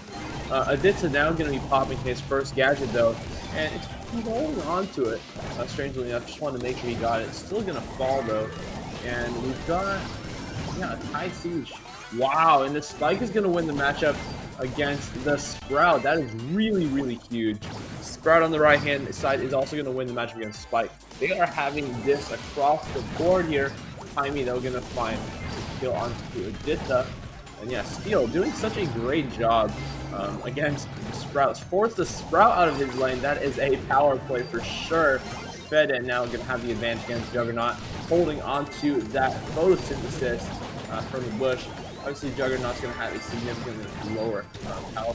Going to sit right next to each other. Fed it. It's Piper. And this is looking really, really even here. I'm not sure who's going to take this siege. It might just be another tie. Yeah, there's another. Oh, no, barely not another tie. Bot for PTG. Okay, level 7 Siege bot now running in. Let's see what kind of damage it's able to do. Fetty is not going to be able to get that next wall up, though. A few taps on the Ike, and a great super there by Aditya to open things up. Steel is going to keep on going for this, though. We are not going to see the one push, but it will come darn close. 6% remains on that Ike. Really just one good push through here by PTG, and they will have that Ike completely knocked out. What a massive first, or rather second push there by PTG. Really though, 6% is now the number to match here. Juggernaut needs to stay alive. He is going to take a lot of damage from Fetty though. There's a little 14. Juggernaut can, though, get this perfect defense up and going. Just has to have the right positioning on the super. And there it is. Jaime won't be able to get in time to get this wall break. Or rather, he will, but what will it mean? Lots of damage rolling in. It could be the win right here. Aditya's going to do his best to tank, but it just won't do anything. There is the win for Ruby Fetty, and Jaime is going to secure the set number 1 victory. Yeah, these teams have got to get it together. We've seen 2 misplaced Sprout walls today already. And look, that cost the game in basically both scenarios. I mean, I couldn't even conceive how they would lose that game with 6% of health remaining on the enemy safe with a Sprout wall in hand. Yeah, that's just really unfortunate. We saw Juggernaut throwing that Sprout wall on the left when the bot was going to the right. And yeah, you just got to have a little more patience. Or maybe even just sitting in the training cave or like a friendly game on your own, working out these little interactions because they do matter so much on a larger scale. Yeah, small mistakes going to be sending them back on this first set here. Going to be moving into Dueling Beetles now as FA Verified looks to hold their lead, but the games are a lot closer than we may have expected. Well, we'll have to see. I mean, we are heading into our next set, and I'm excited for it tonight, right? We'll be moving into set number 2, and I do think this might be our only round of 16 to go to set number 3. It is a very close one so far, even though it is a pretty dominating roster versus, well, as we were saying, the underdog. With that considered, I still do think we will go to a set number 3, and it'll be an interesting sight to behold. It's going to be a long day here for Trovo Titans because these matches are getting so close so early on. Yeah, maybe we didn't really expect this. Point Gaming, though, they're doing a good job, just not a good enough job, I guess. Yeah, again, making those little mistakes in that previous game. Next map though is going to be Dueling Beetles, where maybe you're able to make a few more mistakes. I mean, in Siege, it's really hard when you just don't get one push right or get one defense right. On Dueling Beetles, it's a little bit more forgiving. I'm curious to see what kind of turrets they're playing this game. Maybe we see Leon and an 8-bit maybe, but Bell, Sprout going to be your main turret counters. Jesse as well. Jackie should be solid on top of all that. Just there's a few ways to deal with those turrets. Not all of them great ways, but there are ways. Yeah, that is true. One of my personal favorites to see here on Dueling Beetles is Grip, because you get the wall break and you get a lot of good damage versus tanks. Of course, tanks do not appear to be the meta at the moment. We don't see a single tank on the map right now. It is going to be a couple of turret creators, a couple of Leons. Those lollipops are going to be going down, but they will be soon back up to provide a little bit of control, a little bit of mystery as to where the enemy is going to be. Adida does have this super ready to go, and there it goes. Fetty actually perfectly avoids it. Adida gets the kill nonetheless. Impressive stuff. Steel, meanwhile, on the right side, will be able to pick up... no, actually chooses not to pick up a kill, though does choose to be a nuisance over here on the left side, and a nuisance he will be. Jaime barely alive here. Steel does get taken down. Fetty also kept very, very low. Such a huge and dominating lead for PTG so far. Yeah, absolutely. They are making FA Verified look really bad here, as they're just completely dominating, and with Squeak as well. That's a brawler I forgot even existed, to be honest with you. But yeah, they are making it work. Use it to take out the turrets. That's definitely a good use case for him. We saw it in the Ring of Fire when that was still in the rotation. Actually, no, it still is. But yeah, they use it to take out those turrets, especially from Leon. And that was a pretty solid use case here. Still, I don't really see how it's better than like a Sprout. Tick is okay, obviously, but at the end of the day, Sprout is probably my go-to pick as a thrower here. Just able to choke out the mid or even those lanes with the wall so easily. Overgrowth basically covers the entire enemy bush when you just shoot it once. Able to do so much splash damage to those enemies who are probably pretty clumped up on this map. So yeah, I'm surprised to not see Sprout. Tick, though, not a bad option. Does a little bit better into tanks. So yeah, just those little interaction that these teams got to be aware of here. Yeah, maybe they will switch out to Squeak next game, because it's really easy to counter Squeak. Any tank, basically. Just run him over. Yeah, and I'm surprised we didn't really see tanks this last time, though there was the Bell play, and Bell definitely is a pretty strong counter to tanks. You tag them up, and then they're pretty much gone already. They're not going to be able to play as aggressive as would be impactful for a tank. But on the whole thing about Sprout, I completely agree, right? Sprout can 3-tap a surprising amount of brawlers. Rico is my personal favorite to mess around with, but Rico, you're not going to really see here. Overgrowth, though, I also will second. Overgrowth is probably my favorite star power for Sprout. I used to really like photosynthesis to get that shield, but it doesn't even really matter, because if you're, I can play an aggressive Sprout, and I can also get that overgrowth going rather than like sitting in a bush, right? It's not that entertaining gameplay wise. Maybe it would be conducive to a victory here with the positioning of the bushes on Dueling Beetles, but you don't really like need it. If you're getting approached in the bush, you're pretty much already a goner. So with that established, right, Knight, I'm hoping that we see some Sprout action. It doesn't look like any Sprout so far. In fact, it doesn't look like any Sprout at all. Yeah, it's going to be still Sandy from PTG and a Leon. The double invis did do them some favors here. Well, I think we're going to have the same comp from both sides. Maybe this is a common comp in EU, because honestly, I haven't really seen this here in NA. Max is just not that common. But we do have Jaime going in with the invis here. Aditya, oh no, going to waste a phase shifter and a let's go to try to get out of there, but he's not going to get much out of it. Root Sands in the middle, though, is going to keep Jaime low and going to keep him fully visible even within Totem. Totem's going up from both sides now. Even game, but if any of these players can find the first. Max, Sandy, or Leon Super, they are going to be the ones in the advantage here. Jaime now pushing up. Got to be careful not to get into... Oh, nope, not going to get the kill. Yeah, the thing is when you're invis and you're standing in those zones, they can't see that there's somebody there. It's something you just got to think about. You can sometimes give away a Leon location or a assassination attempt.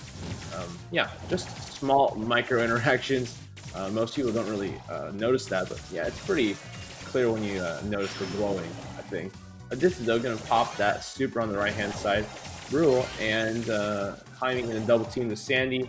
It's a really even game here, but wow, going to find a kill onto Adita. Jaime going to stand on the zone, and Fede probably just standing around waiting for that super to passively charge if he has that star power. Can't really tell which one he's using, and it's going to be the next team to get one of those big game-changing supers. It's going to be Fede who picks it up. Let's see how Jaime uses it. All right, this sandstorm is about to expire from both sides. There's a little bit more time to work with, and down they go. Everyone's visible again. Are they going to be able to do anything with this? One stun after the other. Juggernaut does get the last left. Steel is all sped up as well at mid. He's not going to be able to push these guys off the point, though. Fede just needs to stay alive a little bit longer. 1% left to claim. And there you have it. Ruby, Jaime, and Fede are going to claim the victory here in Dueling Beetles. Yeah, that's a very good comeback from FA Verified after a really bad first game. They were able to take this one back and actually put them to match point. Even if it feels like they're kind of not really winning so dominantly here, they're somehow at the match point on Dueling Beetles. They go with this mirror matchup again. I'm pretty confident that they will just win, but it's got to be tough if you're in the position of PTG here. Kind of hard to pick the next comp because they could really go with anything, especially because they won't go tanks and they might go throwers and they might go the controller comp. So what they might have to do is bring like a Spike. Spike would be pretty good against... Yeah, Spike would be okay against the turrets. It would be okay against Leon and Max. Not so good against Sandy, but yeah, just a good long-range pick. One of the best brawlers, still like underrated by a lot of people, is Spike right now. So maybe we'll see that picked. Yeah, I think Spike is definitely a strong one. I think Spike could do pretty well versus Max too, right? You have good range to face up versus Max, at least just in the 1v1, right? Max isn't going to be great really in many 1v1s, but you also have Life Plant to work with as well. And that's going to be huge for dealing with those single target brawlers. It's very difficult to get through, really depending on who you're going against, but you're not going to see any snipers on this map. So not really too much to be worried about there. So Spike, I would like to see as well. Doesn't look like we're gonna see it though. We are gonna see the Amber though, which is a bit of a flash to the past here. We haven't seen Amber here in a hot minute. But on the left side, we still do see Juggernaut on the Sandy and the Leon as well. Adita is going to go down pretty early. Ruby looks for that control, but Steel is going to look for this kill, actually. Steel will be able to burn down the bushes as well, but it doesn't seem to be that important to him. Yeah, I think this is going to be just too good for harassment if you're FA Verified here. It's going to be hard to overcome the Amber, the Leon, and the Sandy. Unless Jaime can just get insane value. Yeah, I mean, he's going to miss 2 shots there and a gadget. That's not a good look. Fede is going to try to go in, just gets nothing done. Yeah, all supers are ready for PTG. Steel going to pop that Amber gadget and find a fire fuel. He's going to light up that Frank. Everyone's going to go with the stun, kind of surprisingly. Just because he was already burned, so it doesn't get too much value. Fede pushes from behind. Brew will push in from the mid. Let's see what they can get done, and it is absolutely nothing as Mortis goes down. Steel gonna try to make some flames on Jaime. No stun. This is a disaster for FA Verified. They're not able to even touch this zone. 50% has been acquired mostly through Sui attempts into the middle, as we see Jaime doing here. No dice on any of those gadgets, but if they gotta make a comeback, now's the time.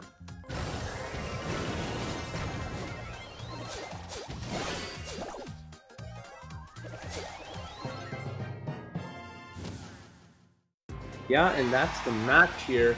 FA Verified is going to be losing the second set. We are going to Hot potato now, that's going to be pretty interesting with these tanks. And yeah, we see like Brock a lot less on this map now, so that's going to open up room for maybe Edgar, maybe Barley, brawlers that just do a lot better with those walls. Pretty solid options all around. Belle, we've also seen her as a pretty solid mid here. Yeah, definitely some more thrower options can be available. Rico has always been the go-to for as a lane. I mean, that's just standard on this map. Ruffs could also be used. Maybe even 8-Bit in the mid. I'm not really sure. I remember 8-Bit was pretty good, but with the Jesse and Bell being somewhat viable here, makes it a little bit more sus, as they say. And a little bit sus. I can personally vouch for the 8-bit mid here, right? Um, uh, once upon a time, I started at 500 trophies on 8-bit one day, and I was like, you know what? I like hot potato. I like 8-bit on hot potato, and I pushed them all the way to 30k in one day, or not 30k, rank 30 in one day, just because I like him so much on this map, right? You combine him with Barley, you have that damage turret going, and Barley's absolutely devastating on the enemy safe, especially now that pretty much what's meta is extra noxious on Barley. It's something that ought to be considered as well. So Barley possible to be played here. Another thing to think about, as you mentioned, is the 8-bit, right? Deal a bunch of damage, right, at mid. Get that damage boosting turret up for your teammates. Though that doesn't seem to be the 8-bit playstyle now, right? 8-bit's playstyle is put down the turret and hang around the turret as long as you can, because he's so slow and so hard to play without the turret, especially when Bell is available in the game. Something that I would really like to see here, though, is some Rico action up the mid. Yeah, Rico action, solid on the mid, obviously, solid on the lanes as well, depending how you want to play him along with the rest of your comp. Maybe we could even see Sprout. I mean, Sprout is honestly really, really strong because he claps Barley, he claps Rico, yeah, he claps throwers, Rico, and Bell. All those brawlers get completely destroyed by Sprout, but on the other hand, if there's an Edgar or any kind of tank, you might have just lost the game. Obviously, that wall is really good for keeping mid oppression. It can keep lane oppression as well. The wall placements can be really, really strong hot potato here. So first All right, game, we have we have a BB, have an Ems, and we see Edgar from both sides. Makes a good bit of sense. Ems, not the most common pick here, but it makes sense given that it's highly likely that tanks are going to be used. BB, the top tank, probably on this map, along with maybe Bull, Primo, and Daryl. All honestly, it's still personal preference which tank you want to use, but BB seems to be the most widely picked. PTG is going to be walking past Bell here in the mid, goes right. Oh, Bell comes back to make the kill on the M's.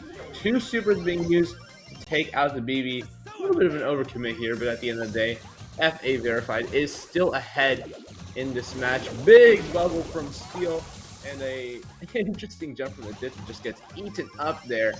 Jaime now is waiting for his opportunity to go on Steel. Steel wastes that, and Jaime's going to get the kill. Also using hard landing, which, hey, we hate to see it. We hate to see it. I hate to see it. Let's see if it is able to get the kill on a Bruby. He will, in fact, and that is going to be absolutely huge. Fetty will be going down as well. Juggernaut now trying to push up as well. Jaime is looking for a susceptible target. Will be getting some damage onto that safe. Steel gets a little bit too close, but does manage to pick up the kill anyway. So much damage on PTG's safe so far. Bubble comes back after dealing 9% damage to the enemy safe so far. Adida is going to get that kill once again on a Bruby, though. But here comes the damage from Jaime and Fetty onto that safe. Steel is all marked up and everything. But are we going to be able to get that last bit of damage? Fetty is getting blocked off here, but the damage has already been done. 80% knocked off the safe. Yeah, Juggernaut, though, is tagged, and that's going to make it even more difficult for them to play this already difficult defense. Got to cross a major gap here with 20 seconds left in regulation. Adida goes right onto Brule there, still can't find a kill onto Rico. That's when you know things are looking bad. if you're Edgar, you can't kill a Rico. Great pop of the gadget though from Brawl. It's going to get the job done here. 20% to 62. FA Verified is going to move to, I think, their third match point here. Yeah, let's see if they can keep it up, or will PTG take back the momentum in the next game? It's up to the teams now. It could be anyone's game. Could be anyone's game. We'll see. We'll see. It is coming in hot. Let's talk about the Edgar though, right? Because Knight, I know that was a pleasant surprise for you to see the Edgar here. Edgar and BB is so good for the base race, but that's not what we really saw Edgar used for. It was a lot of Edgar jumping directly on top of Rico, and Rico without multi-ball launcher is not going to be able to do much, even with a super, as we saw attempted by the enemy side in this last game here. So with that considered, do we anticipate any kind of like counter to Edgar that could also make something happen on the enemy safe? Yeah, if you want to counter Edgar, M's obviously a good option. You got Friend Zoner, able to knock him back. That's generally pretty solid. If you really want to counter Edgar, you can go with Bull, you can go with Daryl. Those guys, I mean, yeah, that's a no-brainer. Obviously, he's not going to be able to jump on you and do anything. Actually, surprisingly, Bull is not that good of a matchup against Edgar. Edgar actually can win against Bull or any of those tanks if you're actually good. Wow, Aditya, what is he doing? TP's onto an Edgar. That is just not really something you see every day. It's not a good idea, probably. He does find 2/3 of the super. Now he's going to be strained to find that third shot without wanting to use another TP. Oh, and he does have to use 2 TPs to find just 1 level against an Edgar. Oh no, Aditya is just not doing it here. He is just not doing it with Surge. But his team is going to be winning those matchups on the right-hand side, finding 10% on safe damage. And Rico is going to be winning that matchup initially, but going to fall to Jaime at the end of the day. That's not really surprising. Now Juggernaut's going to be really careful about, maybe a lack of communication from the team here, but it was pretty clear that we had that Edgar in the bush from the red team. Really bad showing so far from PTG, as they are just not holding that control long enough and giving the Edgar unnecessary value. All right, I did taking some big damage here. He needs to get that super up in order to deal anything versus Jaime. There's a kill on a Juggernaut, though. Juggernaut will be respawning in just a moment here, but here comes Broovy dealing a little bit more damage to the safe. Steel has a lot on his plate, and it seems to be a little bit too much for him to digest. Fetty is able to get the kill. Jaime now getting some more damage on the safe. Broovy will find his opportunity to retreat here, but he's not going to go for it. Does get pinched by Aditya and Steel as well. They're not all marked up too. He has the super ready to go. There's another 5,600 off of the enemy side. So close here. Just a 23% differential. Aditya will be getting a kill, though. There's the super from Steel, and things are evening out. In fact, it is going to be PTG taking the lead now. 30 seconds left for there to be a comeback from the enemy side, but if PTG are able to hold on to this one even relatively well, it is a secured win in the bag. Yeah, we have a very close game now. Just a 1% differential. Any lick of damage from either team will be a decider, and it's going to be, 2 on the base here. Who's going to get it? Looks like PTG. Okay, yeah, they're going to take it, and that's going to be a double match point here for PTG and FA Verified. Wow, this is not what I expected to see. I thought FA Verified would come in here and just take 4 games and take them out just that easily. PTG, though, putting up a really good fight to the end. Although they had a really bad start, probably one of the worst starts we've seen, basically able to wasting all their gadgets and letting in tons of damage. I'm not even sure what happened there. I'd probably have to watch the replay back, but it seems to be like they fell apart in the first half, but then FA Verified fell apart in the second half. And in Heist, it's really bad if you fall apart in the second half because you don't have another opportunity to come back. If you start off badly first, you can still get enough damage to win it. And when you're dying on that last push, the timer ticks down, and they don't have time to come at your safe. Or maybe you get down to 0. Who knows? Which they did. Yeah, that was exactly the case. Yeah, so I wonder if in our next game, like what are the comps going to be, right? A mirror comp is really what both teams are hoping for, and might be orienting themselves towards. The riskier move would be to go for something to counter the enemy, which does net you a like a higher chance of success, right? Provided you're matched up against the right thing. But you also pose a risk that your opponent's just going to run something solid, right? And here you are left with a counter that you have nothing to deal with, right? You have counters for brawlers that are not being played, and now you're just like, well, why am I playing Edgar, right? So with that considered, let's hope the best for our players. They're definitely going to have to cross their fingers super super super well, and hope and pray that what they choose is the luckier choice. Yeah, I think it's a guessing game at this point. Teams seem to be picking nearly random things. Yeah, I don't even know. I don't know where the surge came out of, but I guess it was an Edgar answer. But I mean, it didn't really do that much against Edgar. Surge does no damage. He puts no pressure on Heist generally. It's mostly used against throwers actually. Doesn't do that. Just doesn't do that good of a job. There's so many better ways to counter Edgar, like Primo or Bolt. All those guys, like, well, yeah, Primo's probably a really solid counter for Edgar, but those guys can just clap Edgar and also get a very good amount of save damage. So I'm not sure what the thought process there was, but let's take a look. It is going to be Colette coming in for the tanks, and we have Ruffs. Yeah, I was going to mention Ruffs earlier, but he's a little bit out of the meta. Definitely solid like Colette and maybe Rico, but really suffers against Edgar, which is why I'm so surprised to see him picked. But wow, um, he's going to be really close to the Edgar, almost unnecessarily close, and it's going to be Edgar's punching in from both sides.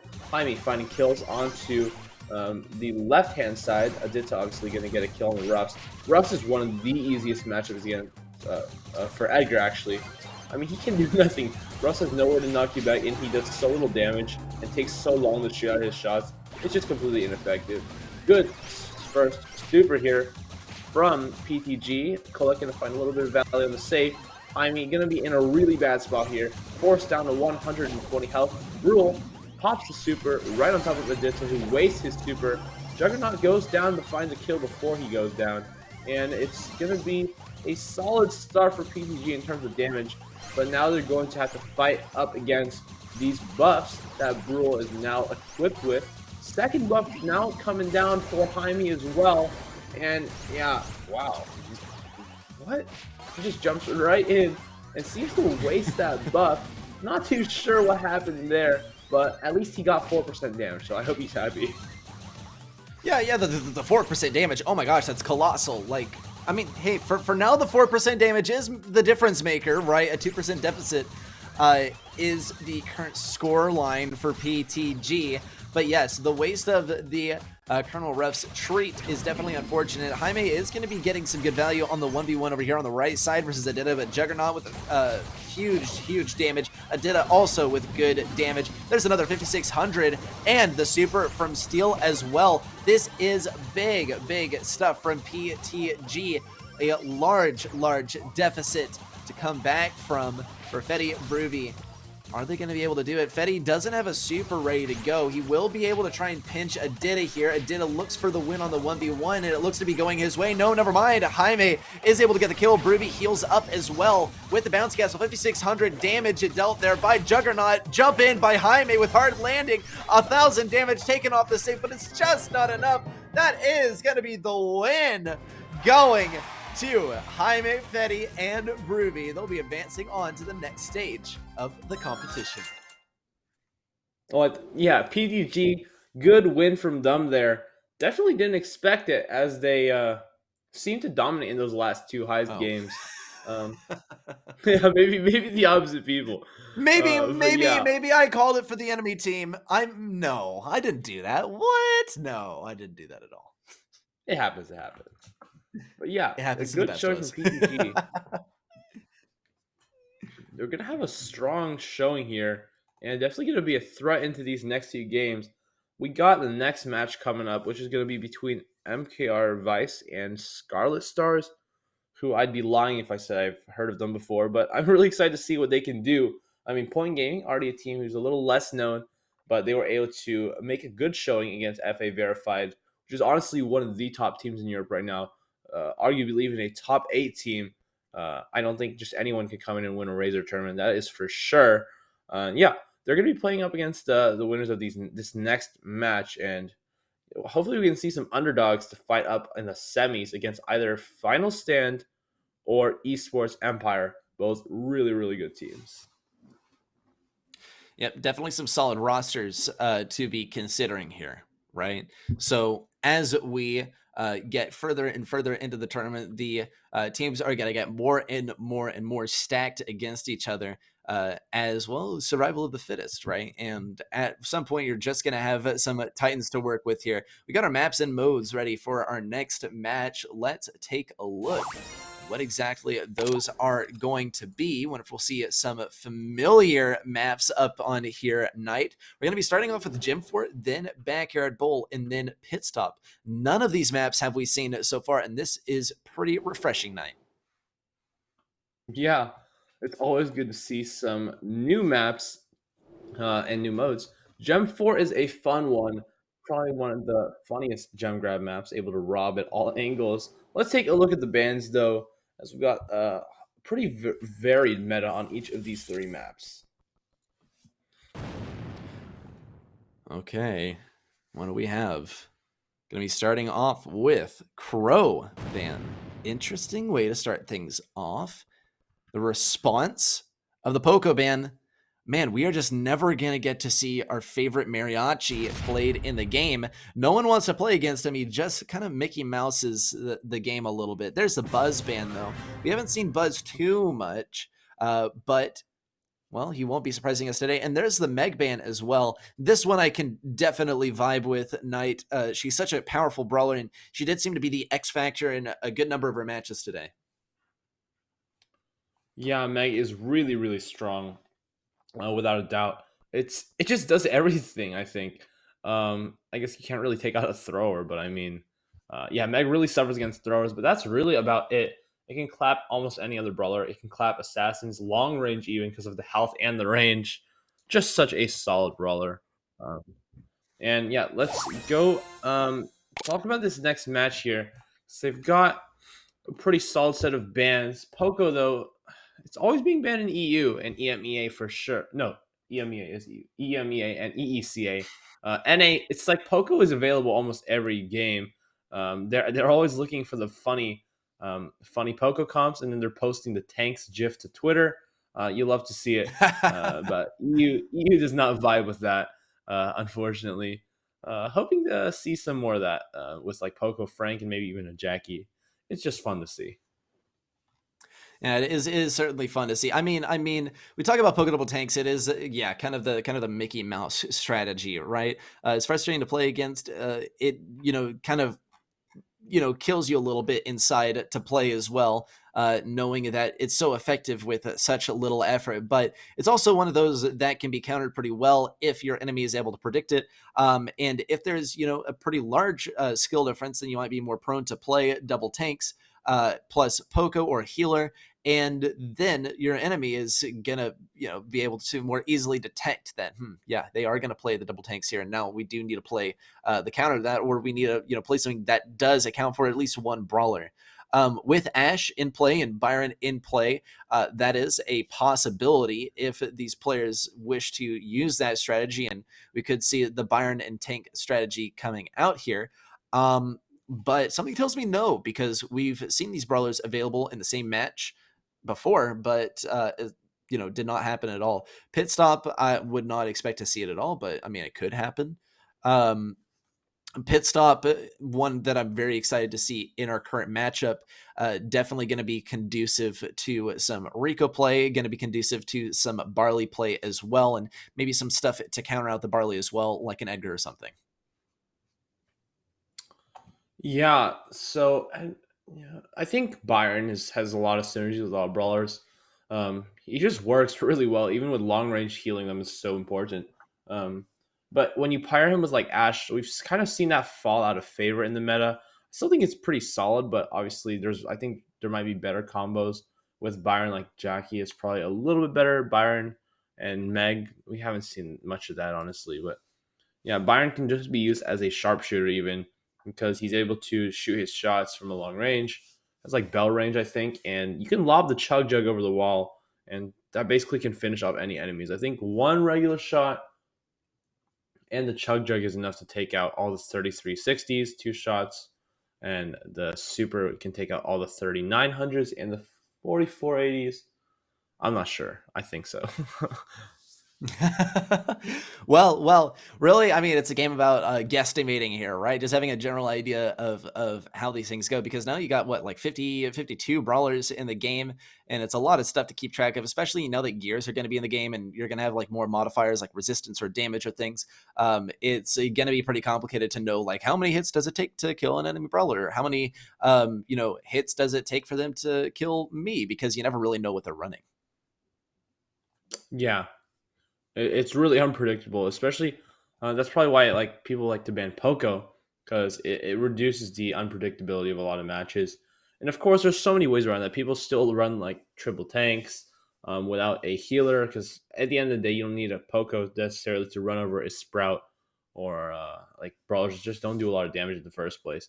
You can just run them over no matter what. So it's still a favorable comp if you really know what the enemy is going. Otherwise, it's probably not worth the risk most of the time. Probably not worth the risk, unfortunately. Um, but I mean that is part of the. I mean that's part of the weaknesses, right? Every strategy is going to have a weak point or some kind of counter, and that's just the counter to the PDT. So um, with that behind us now, all we can do really is speculate about how these two teams are going to be approaching our next match, because it's our fourth match of the day. And yeah, I mean, I think we're going to see, something pretty one-sided this time, actually, because previously we've seen a very, very, very well matched matches, especially our last match where we went all the way to the double match point. This time, though, I wonder if that's really going to be the case, right? Teams that we are not so familiar with as being like titans of this region. And now I think, well, at least we'll get an idea of what is going on, right? We're going to be getting it started here in Gem Fort, and here are the comps as well. Rico on the left lane, Edgar to deal with it. We have Jesse at mid. Oof, Lifepool with a dominating win there, taking out two brawlers at once just with the main attack. That is not a good sign. Yeah, I'm very confused as to what this blue team is doing so far. They put the Amber and the Jesse both in the mid at the beginning, which basically fed the Terra the Super. Edgar on this map is generally not a great pick, and he's using the shield gadget, which is going to be difficult for him to find the super. First super is live though, but there are 6 gems behind and 3 trapped in the mid, completely giving up that left-hand side as Lifepool has a Terra super as well. This is just not a good situation to be in. 8 gems to nil. And while the Jesse pick is probably the only reasonable one out of these 3, yeah, they're not getting the job done. Jesse's like solid in general because you can take out those 3 shades, so I like the idea there. But yeah, not having anything to deal with that Terra, especially when you have an Edgar. Oh yeah, so this is just not very a good situation for them. They lost these matches unfortunately, but they were able to win on the right-hand side just a little bit. Yeah, well, there is the first game going to go to the way of Lifepool, Reliable, and Angelton. It's a rough matchup there for Valentina and Gavik there.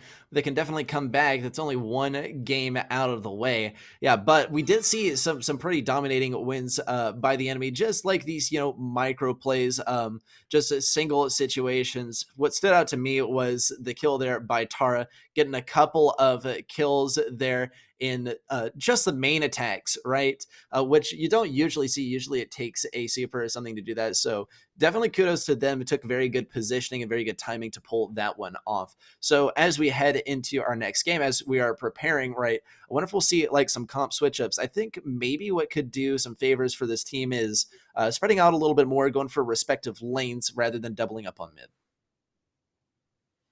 Yeah, if they double up on mid, it's okay if you have like a Sandy because Sandy doesn't have the range to play on those lanes. But Amber, you definitely have enough range to be able to fight those matchups on an open lane, especially with the fire fuel. You can actually just burn the grass up, so it's pretty solid actually on a lane.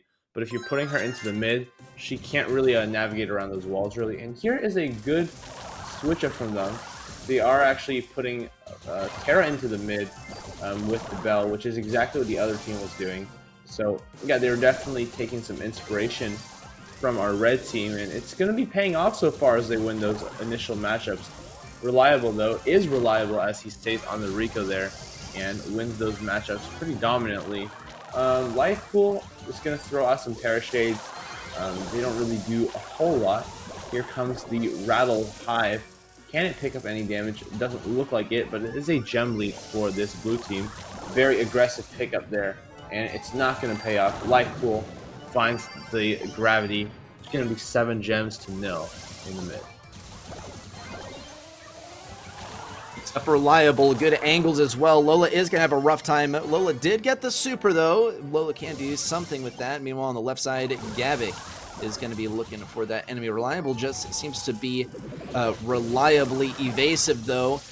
Super there by Lola at mid. Not going to get anyone in that, though. Life Pool waiting for the big opportunity. Triple suck, and the team kill by Life Pool.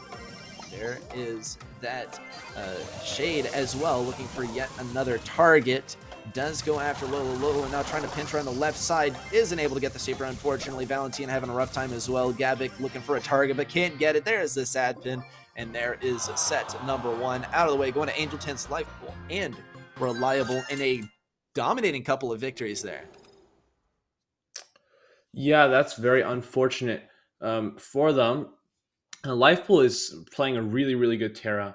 It would just stay behind the wall, is very, very patient, waits for people to pass that line to where he can just get a lot of collateral and uses his super not too aggressively. He doesn't try to find like a triple suck every other second, but he just plays safe. He goes for a lot of solos and just wins the lanes for his teammates, secures gems.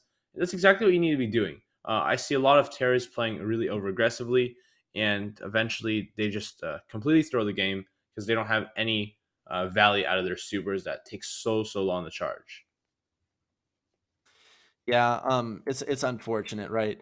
So with that behind us now, we got to head into set number 2 as well. Backyard Bowl is on the horizon.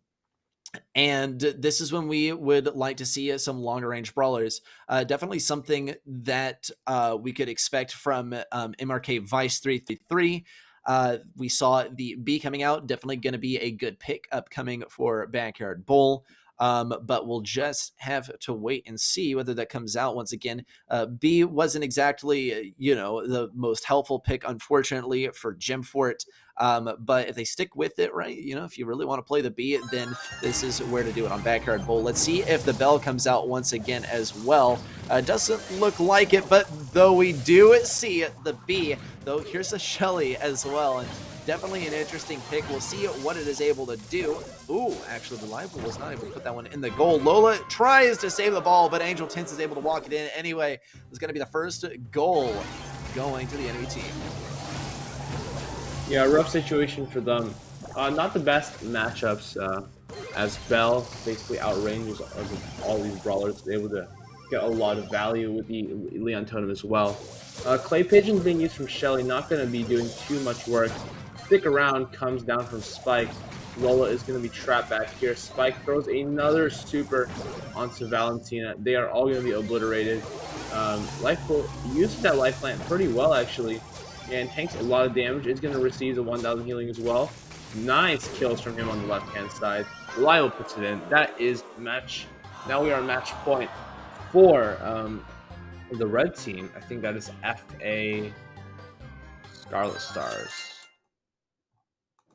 Yes. FA Well, Scarlet Stars. Yeah, FA Scarlet Stars doing pretty well, kind of rocking the competition at the moment. What I think, yeah, we're at the match point. That's colossal already. But I think I might have already put forth this prediction, and it was kind of an arbitrary one too. I didn't even know exactly who was going to play. I just kind of felt like it was going to go that way, and it does seem like it's going to go that way. Hopefully, though, for the case of MRK Vice, it does not go that way, but. By the looks of things, the Shelly pick was not really working so much for them. I mean, we're talking Brawl Ball, we're talking a long range map, and Shelly, I mean, yeah, you got clay pigeons to work with, but it's not going to be working wonders for you, unfortunately. Let's get into it. Game number 2. And this is looking a little bit different. We do see actually the Edgar pick, and we might see a lane win over here by Gavik. Angel Tints will not be giving him any reprise there. There's the jump on a life pool, but Angel Tints is able to walk this one in. He's not going to walk it in. He's going to pause there for a moment. Sir, you do not heal by standing still. At least not yet. Goal number 1, though, for FA Scarlet. Yeah, big scrap sucker down on the left-hand side. Life Plant's going to block out a little bit of it, but Life Pool is going to pass this. What is he doing? Oh, goes for the long pass. Putting that one right in is Angel. Oh, what is going on here? Oh, okay. I guess they don't really want to score here. Some micro mistakes, as they would say. Mama Squeeze turret, though, on the left-hand side is going to be eating up the Spike and the Life Plant. Gavin goes in for a really good jump, and he's going to keep the Leon off that right-hand side just for a little bit of time here. Angel Tense now is going to be using this turret to get really, really aggro inside of this red team's area. Gavin going to be trying to put up damage. Wow, nice trick shot to finish it off here for FA Scarlet Stars. All right, well, big stuff there for FA Scarlet Stars. They will be advancing on to the next stage. Unfortunately, our other team will be knocked out of Trovo Titans for now, but they will be claiming some cash money. So with that established, we are going to have to give our players a little bit of a break. Going to give y'all a bit of a break too. Make sure you get up, stretch, get some water. We'll be back with you in 15 minutes for the rest of the games for today.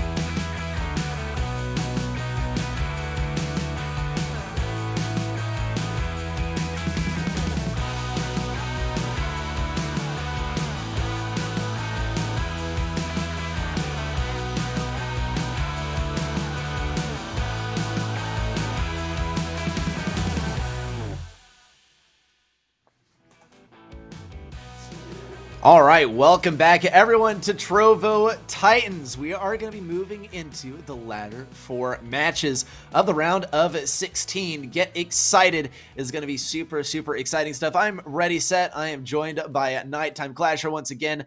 Night, I hope you had an excellent break, man. You looking forward to this? Yeah, we've got a really good first match up because we get to see Navi play, as we're going to see in the bracket right about now. There we go. So yeah, first match up back from the break is Navi up against FA Kozaki. Kozaki? I don't know. But yeah, Navi, obviously they're above average, as we know, in their region. Oh, we are actually going to Old Nuke versus FA Comeback. Maybe there was an issue with the first match, but it's going to be pretty good. Regardless, I'm not sure who the players on these teams are, but I'm glad to see a team is coming back. Maybe this will be their comeback tournament, and we'll see them get in maybe into the quarterfinals after today. Yeah, this is interesting, right? Comeback is their name, and hopefully that is an appropriate name. We'll hope they're not coming back at the latter end of their match, though. Hopefully they get a good, consistent W throughout the entire thing. Of course, same goes for their opponent. Everything in the competitive spirit. Of course, with that established, we have some maps as well. Map pool for this upcoming match will be flying through shortly. And to follow that, we have the pick and ban phase. Let's get an idea of what those maps are going to be. We'll be starting off on Ring of Fire, then for set 2, Factory Rush. And given that we are in a best of 3, if one of those matches goes each way, we'll be heading to dry season for set number 3. Factory Rush is one that we haven't seen actually in a hot minute, but something that I can definitely appreciate. Love to see the turrets hiding up in the corners there. Of course, as a spectator, it's very annoying to deal with, though, as a player. Night. Yeah, there are a lot of things in this game that are pretty annoying to deal with. One of them here on Ring of Fire is definitely those totems like Leon and Stu staying up for like 3 minutes. It just gets so much value. Let's take a look at the bans though, see if they take any of these really strong brawlers like Stu out of play. I think that would make a lot of sense. All right, here comes our first ban, and it is going to be Poco once again. Really no surprises here to start things off. Of course, we do have our second ban, which is going to be Buzz. Interesting stuff. We saw Buzz banned actually in our last match. We've hardly seen Buzz used, though, when he was available. There's a Meg ban as well. Things are looking pretty identical, actually, to our last match. Night, we have our last ban coming through as well, and it is Ash. Exact same bans as last match, it seems. Yeah, lots of creativity on those bands for sure. Meg makes sense. Buzz makes sense. These are all the top 5 brawlers. Puck and Ashto probably within the top 10. Still brawlers that just aren't too much fun to play against. I mean, I can't blame them. I personally do enjoy banning Ash. It's just very annoying to play against. Let's get back to our faces. Hello, hello. Woo! Yeah, let's get back to our faces, I suppose. I mean, you're not here for the games, right? You're here for us, right? Nah, I mean, we'll be getting into those games shortly, but while those players are getting ready, and well, we are warming up our vocal cords for an exhilarating match, let's do a little bit of speculation, right? We saw the maps, right? Factory Rush is one of them, and we already touched on this night. This is one that can be particularly frustrating to play on because turrets can be hiding in those bushes, in those little corner-shaped obstacles. And if you don't have a good way of getting rid of them, or you lose that first fight, like for that first pitch, then you might be in for a rude awakening. Yeah, and a really good way to deal with that actually is probably like um, if there's like a Stu, you can probably bring a Pam. Pam is really good just winning the individual matchup against Stu because of the scrap sucker, and Stu does like 1,624 damage per like shot. And I mean, they can't take out a Pam. You just can't. And Pam's turret is really good. Again, all turrets are really good against Stu because of how they work. Stu has to waste ammo on and can't find super. So it's difficult for him to like fight those matchups when he's not getting a super every shot.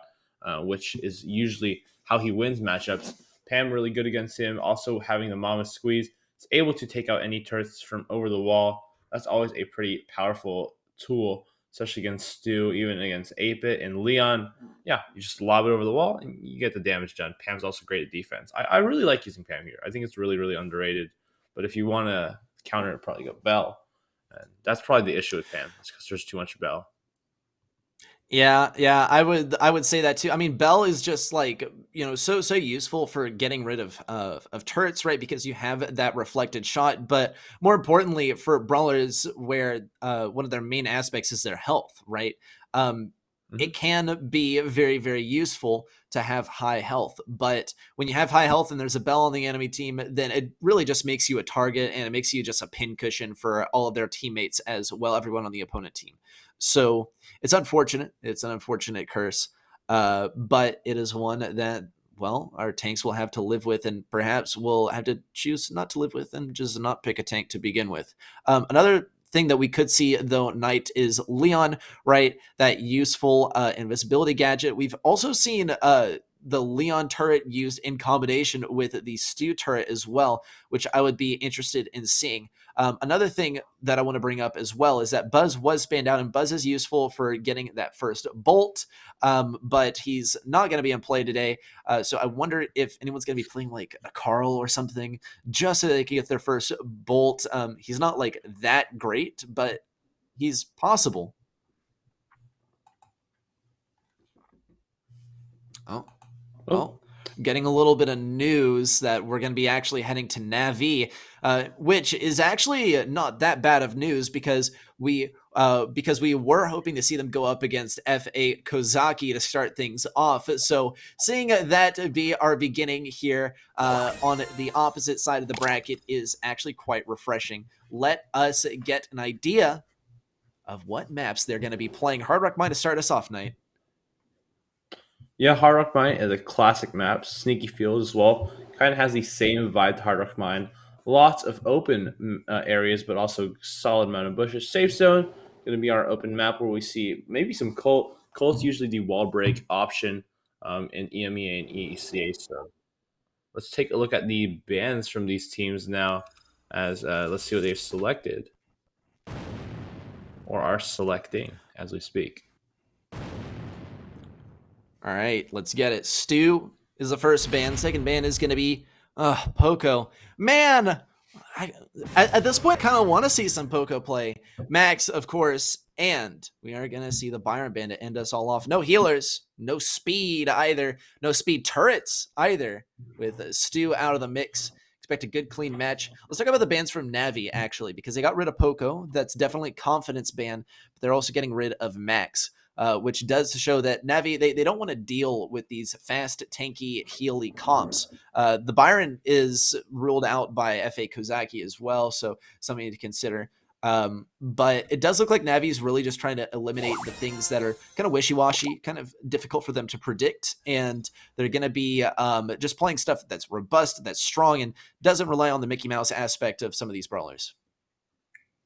Yeah, and Max is certainly a strong brawler on Hard Rock Mine, Sneaky Fields, and even Safe Zone with like a BB and a Poco comp. And yeah, taking out those brawlers highly reduces the chance of being run over by tanks. On Hard Rock Mine, we saw some teams go with Mortis, Rosa, and Max. Max, Sandy, and Rosa also pretty common comp in some cases. And obviously, Max on Sneaky Fields is just solid overall. Actually, a pretty good mid in those closer range areas. So yeah, Max is solid, and that's a really good ban from Navi. If it's not a brawler, they feel too comfortable playing. Yeah, I mean, Max is kind of one of those brawlers that you got to play if you don't if you don't ban her, then you got to end up playing her, and it can be a little bit frustrating. It also does kind of complicate the whole picking phase before you even head into a game, because you don't know whether the enemy's going to play it. You don't know whether you can. Max, that speed is only going to be useful with like a select few brawlers, right? Max and Sandy is still really, really good, but Max has to get that super to begin with, right? Max doesn't charge it for free anymore. And also, Sandy is going to be operating at a range disadvantage probably for a good portion of the game until that speed comes out. So it is a gift just as much as it is a curse, that team composition.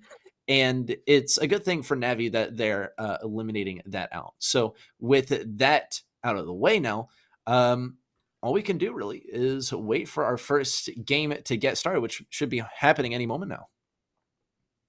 Yeah, on Hard Rock Mine, if given those bans, we can definitely expect to see Piper. And I mean that's honestly just a given. Piper is always good on this map, only rivaled by maybe Bell and maybe Jean in some cases, but Piper has honestly seen the most play overall. At the same time, our lanes are going to be with Rico and a Leon most likely. Nothing too surprising about that. I think 8-bit will be used probably less because I believe, yes, if Stu is banned, then 8-bit will not see as much use because he doesn't have the free speed totem just to bank off of while he tries to find that first turret at the initial stages of the match. Yeah, well, now all we can do is wait for these guys to get started. I'm definitely highly in anticipation of our upcoming game. There's some good maps that we have coming up as well, ones that we have not seen in the competition yet so far. So all we can do is wait, really. I mean, Navi, though, is exciting to see them compete as well. We've been waiting all day for it, and we might see them kind of sweep through this side of the bracket as well, all the way to the grand finals to win that €900 prize. So with that, once again, just waiting for them to get ready. Can't blame them for taking their time, though they are kind of taking a while. Yeah, I mean, it honestly happens in all tournaments. It's just something you have to deal with. But Navi definitely should be winning this bracket and probably like this right side of the bracket. And honestly, they should be winning this tournament too. The teams at this level, while they're strong, Navi has been preparing for Worlds, and they have Worlds in like less than 2 weeks. So at this point, they should probably be like ready and at the highest level of gameplay that they could possibly be at. Probably even a top 4 contender at Worlds, might I say. So they've got to be at the top of their gameplay here, and it's these little warm ups that can lead to a really successful Worlds later on. All right, well, let's see it. Jason is going to be looking for the kill on X on the right side. He will not be able to get it quite yet, but he did put forth a good effort, almost got that kill. Interesting to see that, well, Rico can barely survive 3 shots from a Mort. In any case, Cubic does get that kill at mid. Jason now looking for anything on the right side once again. Here's the super, and X takes him down once again. Nick also getting slowed down. Euphoria is going to be able to pick up those gems in a vast lead for Cause so far. Yeah, surprising start. We saw Cubic throw up the emo and maybe forget the game he was in because he got robbed pretty bad there by the Leon. And I mean, it happens, I guess. But not what you expect to see from Navi starting out here. They are losing, honestly, pretty significantly as this bottom side. They have all the gems, and it seems like there's no way for Navi to really make a comeback unless Jason can pick up this kill onto Nick, which no, it doesn't look like it. So yeah, I'm skeptical about this right now. Not what we expect to see from Navi for sure. This is interesting. Maybe this is just because they're such a well-documented team that they can actually be predicted in this context. Let's see, though. Jason will be going in on Nick. Nick claims the kill. MMA tries to get the kill on Euphoria. Will Cubic be able to do anything? Big jump by Euphoria and a narrow miss there by Cubic. An attempt to reflect the damage onto Euphoria, but it just won't pay off. That is going to be Navi actually going down for game number 1. I can't blame Navi. I mean, they don't want to give away their most valuable comps this early in Trovo Titans, and they also don't want to be giving it away for Worlds since that is coming up in just a couple weeks here. But at the same time, they got to win the bag. They got to get that funding to head over to Bucharest. So they do need to be winning in the end. Yeah, and I think you brought up a great point there. They are possibly trying to hide those comps because for Worlds, all these teams have great analysts. We have Juanca from Stamina. There is Pedro and Kiwi from SK. Yep. I mean, these guys are their main contenders. And I mean, you bet that they are keeping very, very meticulous details over all these comps, especially in tournaments where you expect to see the main comps from all these teams. And that makes sense. We saw these guys run Mortis, Rosa, Bell, something that's pretty untraditional. That comp is generally, I don't think I've really seen it before, and that's for good reason because it's just not the most viable, and they know that. So pulling out these comps is going to make them less readable during Worlds. And if you think about it, um, if they lose this tournament because they didn't use as good of a comps as they should have, it's not really like the biggest deal. It's just how they make those different investments on their strategies. Yeah, I agree. I mean, uh, I guess 900 euro could just be the price of winning a very, very large pot at Worlds, right? It all depends on how you want to look at it. Though, something I will say is like, we still got a little over a week to work with here, and things could change up in a major way leading up to Worlds, especially with our recent changes to the game. Maybe some balance changes come out, maybe an emergency nerf or buff or something like that could change things up for Worlds that, renders this act a little bit useless. We'll see how it turns out, though. Once again, Navi, they are going to be bringing out the Rico and the Bell, but no Mortis this time. MMA is going to be on that Colonel Ruffs. Nick is going to try on the right side. I guess you don't need to win the right lane. MMA decides to just not even fight the right lane. Doesn't work out too well for him. Nick does have that extended range since Sandy got the longer range. Now, MMA is having a bit of a rough time on the 1v1. In any case, Navi is having a rough start. Yeah, and it looks like Cubic is going to go ahead and miss that tag there, unfortunately. That's not going to be too good as Yudo is now able to, or U4O is able to sit in this bush and hold that pole. It's a pretty even start here for both teams, but Cubic, keep in mind he is all powered up, so that's going to be very helpful in winning those little matchups. Yudo now needs to stay alive in the middle.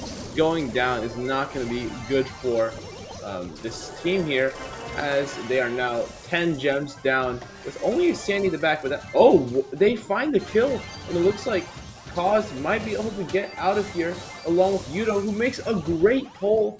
That is going to be now 10 gems to nothing for our FA team here. I think it's FA Yorick against Navi, which is, wow, that's just really impressive. I didn't expect that at all. It looks like there's no way for them to come back with only 6 seconds left from regulation. Okay, just a little bit more time. Cubic is going to be able to interrupt that countdown. That's it. Once again, we find ourselves in this predicament. MMA is a little bit sneaky up here on the left side. X knows where he is, though. Jason looks for some damage. Isn't able to do much. Cubic once again tries for the Hail Mary, but it's not going to happen. That is going to be, surprisingly, the win here for Cause. This is actually shocking, but, we love pleasant surprises here. Not too pleasant for Navi, though, as, well, this is a big risk for them. This is like the #1 team in their region consistently, extremely consistently, and now they have consistently taken the L here in Hard Rock Mine. Yeah, this is like one of the most consistent teams, like out of all the world's teams, only rivaled by Nova China, who has dropped 0 monthly final wins. Navi has only dropped 1 or 2, but at the end of the day, they are very, very good within their own region. They know their niche very, very well. And maybe on the other hand, they're trying to use some stranger comps, because sometimes when you're trying to fool the other analysts, you want to do fake scrims or use fake comps that build like a narrative around certain comps that you will never use. But yeah, that's like a whole nother level of strategy that only occurs at the top level. So these might be legitimate things that these teams are like thinking about. Like even 2-3 weeks ahead, they've been planning this out. And I mean, hey, at that level of competition, even a small advantage like that is really, really helpful. Yeah, well, all we can do is wait for set number 2. We're going to be moving into Brawl Ball for some more action in this matchup. One game, though, going to FA Kozaki, and that spells potential defeat for Na'Vi as, well, that puts them at the match point. Unfortunate for Na'Vi, right? For FA Kozaki, this would be a massive W. But like Na'Vi, what? I mean, what if Gym Grab is just not like a great mode for them? It's something that, you know, definitely would be publicized. It definitely would be known to a lot of people, and Kozaki could be using that to their advantage. Everyone does have their strengths and weaknesses, and sometimes you just got to choose where your strengths are going to be, and your weaknesses. You can just afford to take an L there. Let's see how it is approached, though. We're heading into Sneaky Fields, the Lex map. Jason is going to be getting that first kill. Euphoro is having a bit of a rough time. Wonder why he's... Oh, did someone play a banned brawler? This is mysterious. Yes, in fact, Na'Vi throwing a little bit. Byron. They are picking the Byron, which is banned here. Wow, that's really strange to see from a team of this level. First they lose that set, and now they're using a banned brawler. It's just something that's just something you don't really expect to see. Yeah, I don't know. I don't know what to make of this, honestly. It's very surprising.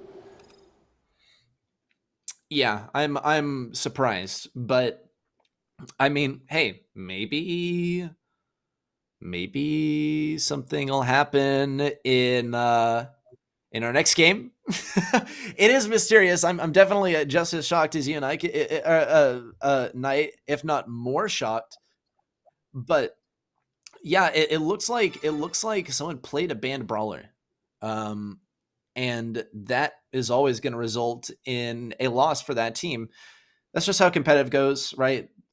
Because when you play a banned brawler, you can't just replay the game because now you know what the enemy is going to run, right? And that is just not unfair. So unfortunate for both teams, really, because FA Kozaki most certainly wanted a clean match here. Na'Vi does show on the scoreboard that they got the win, but they pretty clearly played a banned brawler. So we'll get that sorted out momentarily. He was banned. It was Byron, actually, he was banned out there. That was played, right? Kind of mysterious, Yeah. right? The bans were Byron, Poco, also Ash, and also Meg, right? Byron being played means that that team is going to have to take the L. Yep, banned brawlers are usually resulting in a loss here, which would be putting FA Kozaki at a match point. Not something I thought I would be saying going into this next match here. While we should try to figure out what's going on with Navi. There is our match. Looks like, what are these comps? They've got Rosa and Mr. P. That's certainly something new. I'm not too familiar with the use of these brawlers in Sneaky Fields, but Cubic's going to make good use of it as he goes right in here and finds that kill on the right-hand side. Cause is going to fall before activating his gadget, and that's going to be really, really costly. Alright, so yeah, it is 1-0 for Kozak. This is their match point. They have not lost the goal yet, but Kudo is going to go down here, and I think MMA will have a great opportunity to score here. If Cubic can make the pass over, Nick, though, is intercepting the ball really nicely. Yudo now picks up a kill on the MMA, holding that chunky shot in his hand. Let's see, can they get Cubic down? They do, luckily for FA Kozaki. And yeah, they're going to be pushing all the way into this bush. No issues for their team so far, but they do want to be winning this before overtime to prevent the barley issues in an open map. All right, well, let's see how things continue to pan out. It's definitely a mystery. Very, very strange here. Let's see, MMA, though, is going to look to get that kill. X is going to take him down, though. Nick and Euphoro now pushing up around the right, and mid control is in the hands of FA Kozaki. MMA is going to keep on trying to get the control with his porters, and he is going to succeed, actually. Cubic there with the unfriendly bushes will snag a kill. Takes a lot of damage in the process, though. Euphoro is also going to go down. This is a potential opportunity for Navi to get the score, and interesting that Cubic would go for that second that second little bounce right there, but I don't see why not. Yeah, throw up a clap there. It was a good little technique there, albeit unnecessary there, Cubic. Yeah, I think he was trying to bounce off the back wall and then shoot the enemy once and then pass the ball because he would have gotten a lot of his super back. So yeah, I guess it doesn't really matter with only 30 seconds left in regulation time. No way really for FA to pull this into overtime. Ball is too far back here. Super shot at desperation. There we go. Navi is starting to make the comeback that they needed to make at the last second. If they pick up this set, though, they will have a lot of breathing room going into safe zone. I'm still perplexed tonight because why would you just start to show signs of life when you are like all the way like one game away from taking the L, right? When the prize potential for you is absolutely massive. Perhaps it's just because they don't want to give away their comps, right? And I think that's really the most plausible thing here. But then again, like why would they play Byron, right? I think maybe they're just intentionally uh taking themselves all the way to the match point and then trying to pull things back just because they can. Maybe to deter people from looking at this game or from looking at this match and thinking that it's really anything worth looking at. Like maybe as a coach's perspective, it's to throw off the people for Worlds. So I think that's probably the most plausible explanation, right? But otherwise, it's a total mystery. This is really weird and uncharacteristic. Yeah, absolutely. And maybe they just like the adrenaline of pulling it back from a match point. Yeah, that would be kind of strange, but maybe they enjoy that. They like the added pressure, and it's just fun, I suppose. Everyone has their own. Their Everyone enjoys their own things, I suppose. Yeah, I suppose, right? I suppose everyone does enjoy their own thing. I mean, hey, if you're Navi and you're at the top of your game always and consistently, then yeah, I guess have a little fun with it. I guess maybe they're seeing how far they can go with it. And it does seem like this is about as far as they can go with it. They can push it to the absolute limit, go all the way to a match point, lose a game by playing a banned brawler, and still get the win after that with kind of a funny comp too. I mean, the Mr. P was definitely mysterious. The Rosa made sense though. So yeah, also the little tricky move there from Rosa as well. Now you said it was probably to get a bunch of her super back. Even though she didn't get a ton of her super back, it was still like a nice little flourish there before the goal that ended up winning the game. Let's see how things turn out though in our next game. Buzz is going to be played, which we have not gotten to see too much today.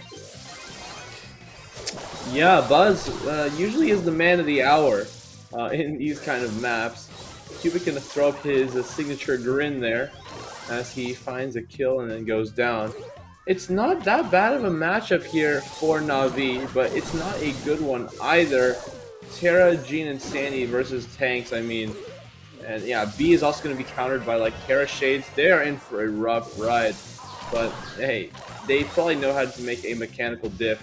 Let's see if they can get it done though, as Yudo manages to push this ball all the way up. That is a goal for FA team here.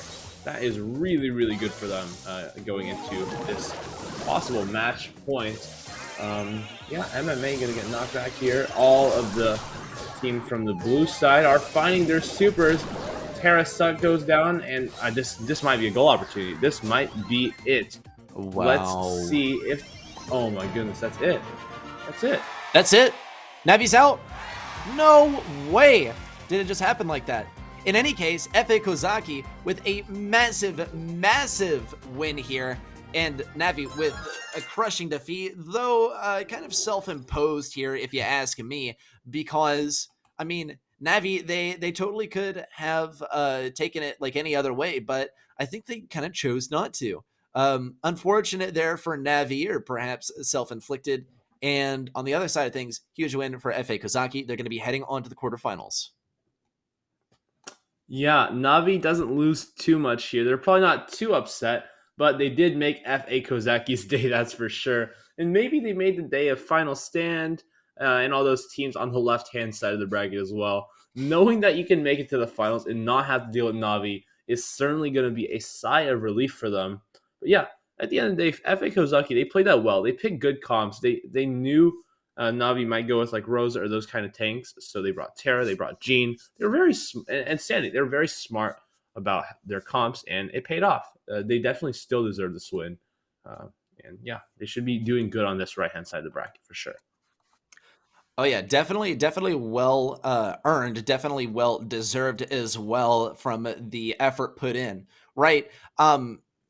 Effort perspective as well as just performance wise, right? It was very well played there by FA Kozaki. They absolutely deserved it.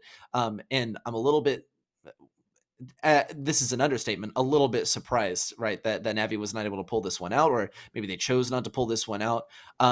Makes me a little bit concerned for Worlds, but you know, I think everyone at Worlds is going to try and surprise each other, so that will at least comfort me for now. Night. Yeah, God knows what people are gonna do at Worlds. I'm very excited to always see like the decks, no, not decks, the loadouts from different regions fighting against each other. That's where the real interactions take place, and it's very exciting to see. Hey, maybe this region can influence others. That's something we missed out this year, not having any lands. People couldn't really like learn from each other and really expand their horizons and become better players. Let's take a look at the match loadouts. We should be going into the next one. I think we already have the bans for these guys, but we just gotta wait and see. I already forgot the bans, so I'd be glad to see the page again. It is Ring of Fire, Factory Rush, and Dry Season, as we've established before. Some long range maps, so some maybe long range bans that I already forgot about. My bad. All right. Well, yeah. Ring of Fire, Factory Rush, Dry Season. This is, I believe, night we saw the Ash ban, we saw the Buzz ban, Oh we yeah, saw a Meg ban, right? We and definitely saw Poco. the Poco ban. No one likes the mariachi that has those healing tunes for whatever reason. I would say it's actually pretty clear why they don't like him. He is annoying and he is difficult to deal with. Let's get a review of the bans as well for any of those of you who have forgotten or it has slipped your memory. I can definitely share that experience with you. It has slipped my memory just a little bit. Yeah, here we go. First ban is going to be coming up shortly. Night, this is going to be an exciting phase. We have the Poco ban already. Yeah. Oh, there are the bands.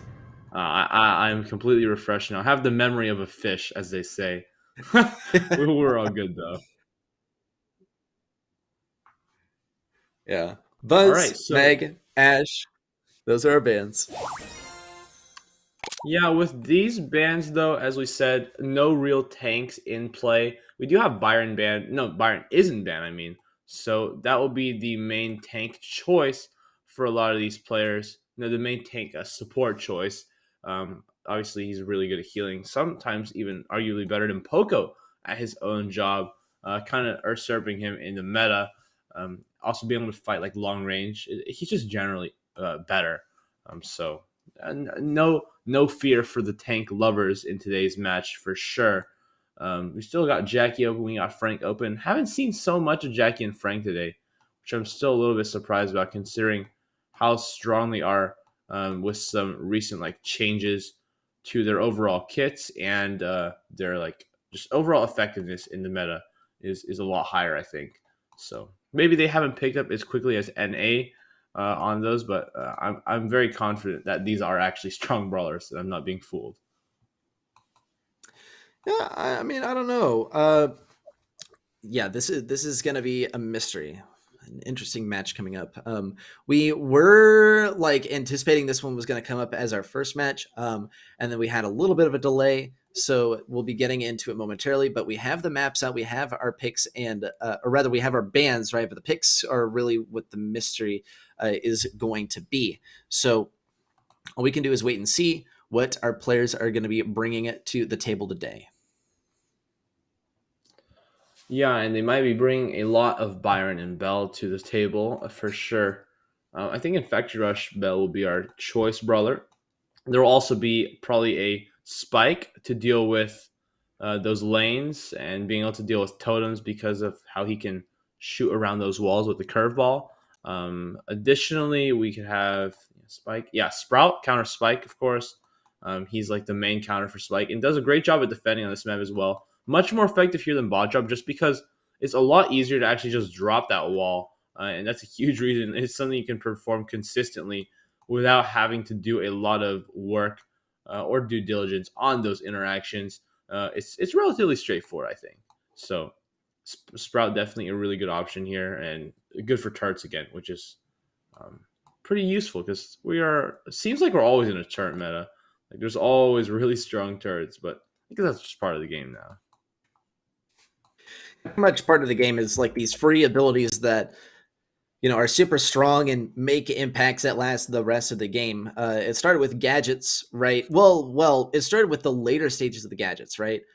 Silver Bullet was probably the biggest one in my opinion, and then Rocket Fuel comes out, and oh, okay, so those are the meta now, and they get nerfed, but we still have like turrets and things as you mentioned, Knight, that yeah, they decay now, but some of the turrets still stick around for the entire game, like Stu. And Stu isn't banned out here, and Stu is like possible to play. I don't know if we'll necessarily be seeing any Stu here, but Knight, I mean, just as you were saying, Bell is going to be here, Byron's going to be here, almost definitely, and then some kind of turret meta with like Leon's Lollipop.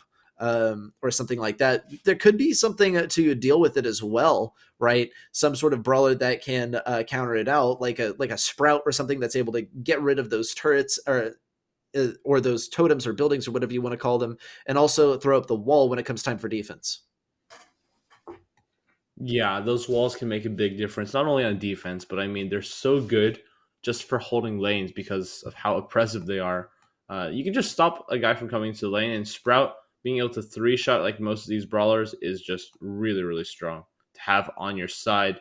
And yeah, of course, as we've spoken about with Sprout, he's really strong against his certain matchups, but when you go against the wrong matchups, then you're just in so much trouble. If any of these teams decide to go Mortis, you're gonna be it's gonna be really really hard to do anything with Sprout. So yeah, that's why actually some teams like Stamina they ban out Sprout because actually those really strong throwers can make the games a little bit more rock paper scissors. They've banned Sprout for literally the entire year, and I think that's part of the reason. It's not that they're bad with Sprout. It's not rocket science to play Sprout. Yeah, and in BSC they've only not banned Sprout I think twice, and they've won both of those times. But like in other competitions, whenever they haven't banned Sprout, the enemy picks Sprout deliberately, right? Just because they want to hammer down on S Team's weakness, and they managed to pull it off anyway. Of course, we're talking the NA meta right here, and it is a pretty successful strategy for the people who identify the weakness, right, and just absolutely go for it. So, with that said, Sprout is just one of those brawlers that can make it or break it. Can get countered pretty hard, but if there are no counters for Sprout, which you have to like deliberately pick, then you're going to be pretty successful, right? Sprout is the one who starts this chain of like, okay, so here's the meta for the map, but Sprout can counter them, right? But then this counter specifically for Sprout can counter Sprout. So if you play the Sprout counter and there's no Sprout, then you're in bad business. Absolutely. There's some cases where you really need Sprout, especially like taking down those turrets. And there's actually some really nice micro interactions where you can hit the turrets even through a wall if you land the explosion radius right before it. I'm not sure if that comes off clear, but if you like throw the Sprout wall and just let the explosion radius. Okay, looks like we are going to our next match on the agenda. It is Wan Piss or Please. I'm not sure. I can't really read that. Versus Old Stars. Um, yeah, those teams are going to be playing now. We got France versus Spain, I believe. I hope I know my flags, but yeah, those are our teams for today. And then will be followed by Gang Style versus FARO. Lots of FA teams and a lot of teams with old in their name.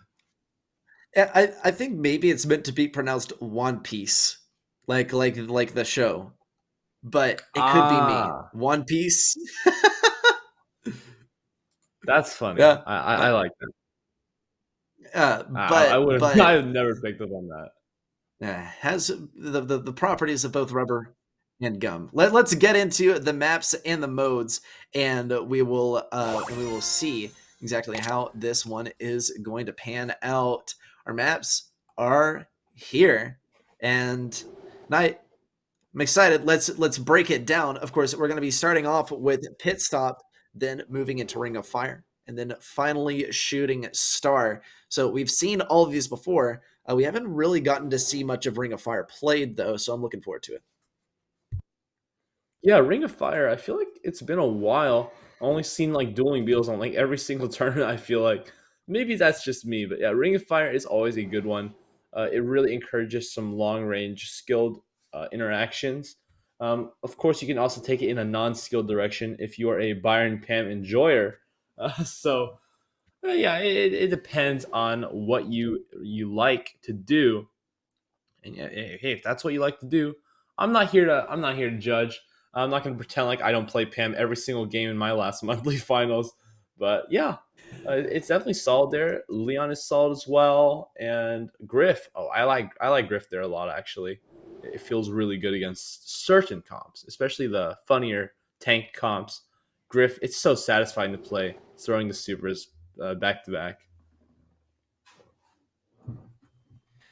Well, yeah, I mean, I like Griff here on Ring of Fire. Pit stop, I mean, of course, are going to be starting off on, and it's going to be one of the major ones that we are considering as we move into the ban phase momentarily. I'm excited for it. Let's see. In the past, we've seen a lot of Poco ban. Poco could be really impactful on Ring of Fire. So we will see if that is banned again. First ban coming through is going to be Poco. Unfortunate night. We just won't get to see that mariachi. And Meg and Ash, it's looking like the same ones as the game we didn't get to see. Maybe that's Brock. Interesting. Maybe they're not too updated on the meta because Brock right now is probably in one of the worst spots he's been in a long time. Just not a viable brawler. Not even good as a wall break anymore. Outpaced by Colt actually, which is very very Mhm. surprising considering how bad Colt is as well. But yeah, maybe they have some tricks up their sleeves I'm not yet aware of. Keep in mind, Buzz Byron still open today, and yeah, that should be fun to watch. Buzz is always a joy to watch, sprinting across the field. Um, all right. So as we wait for these matches, do you have any predictions on what you think these teams will go? I mean, we're heading to pit stop, right? So pretty much the barley is what makes or breaks this map, if you ask me, right? He's just so annoying, and if you don't have wall break, then he's pretty much like a gimme. Also, another brawler that I like to see here is BB, because you can get some good mid control because those obstacles are really conducive to shorter range brawlers, especially ones that can hit around obstacles like Nita, for instance. Nita can even throw her bear onto that safe and get loads of damage as well. So those are a few brawlers that I would really like to see here. Of course, I mean, we talked the lanes as well. We could get some Rico up in here that can also deal with the tanks. But the brawler that I'm really crossing my fingers hoping that we see because it just makes the game that much more interesting is Bull. Bull with the first star power so you can get lots and lots of shots off on the safe. Yeah, Bull's a fun one to play, especially with Berserker. And hey, with these new gears, it might even be more fun to just go Yeah. crazy with the 10% damage boost under 50% health. Yeah, Bull should be good. Edgar is really, really good. Without Ems could be solid as well as a tank counter and just general strength across the board. Um, Especially when you open up the wall with like Stu. Stu is actually a really solid wall opener here with breakthrough.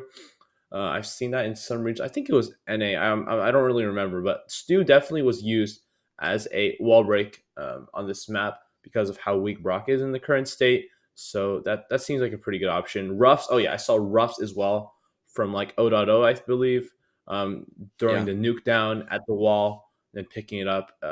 Yeah, it's a pretty solid like option, along with Stu, who actually roughs counter Stu, so that's part of the reason he is useful. Yeah. Well, with that though, right? I mean, I would like to see the roughs here. I think that would be really great. I think, of course, you're gonna have those sandbags that could deal with Stu pretty well. Can deal with the wall break on the enemy side. I mean, enemy breaks walls. You get to break walls too, and in the process, you still get to win the lane matchup versus Stu or something. Another thing to consider is like, what if we see the Spike, right? Because Spike is good at dealing with enemy tanks and also has that life plant to work with that can deal with Stu or single target brawlers otherwise.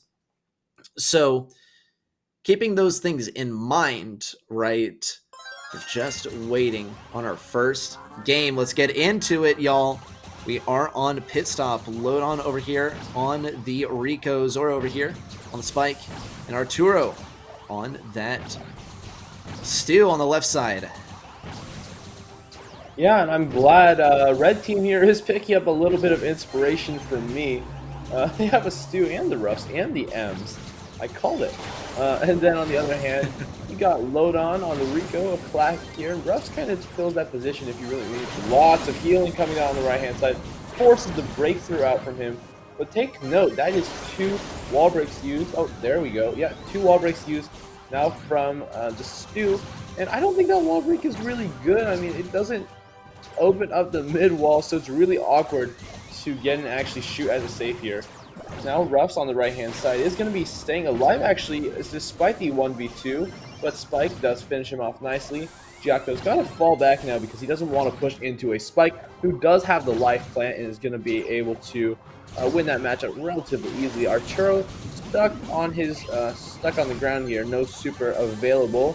Now, Nuke does go to Ems. Ems going to be able to push up on Arturo, hopefully, but she doesn't have the range, really, to be able to win that matchup very effectively. It's up to Giaco, really, to take out the Rico and make some space for Terrence and EMA to push up on the left and right-hand side. Super goes down for Ems. Also pops the gadget, which I think is a little bit wasted here, but lots of safe damage for the red team, and it's a pretty good start for their pushes with only 45 seconds left on the clock. Okay, Arturo now rushing forward, will get that kill. No, never mind, will not get the kill on Emma. Giaco also around the right side, rushing in. Load on, has that super ready to go. Giaco is able to get the kill. Zoro, oh, not going to go for the kill on Giaco. Good defense so far from Emma, Tyrone, and Giaco. Load on still trying to get rid of some of these sandbags.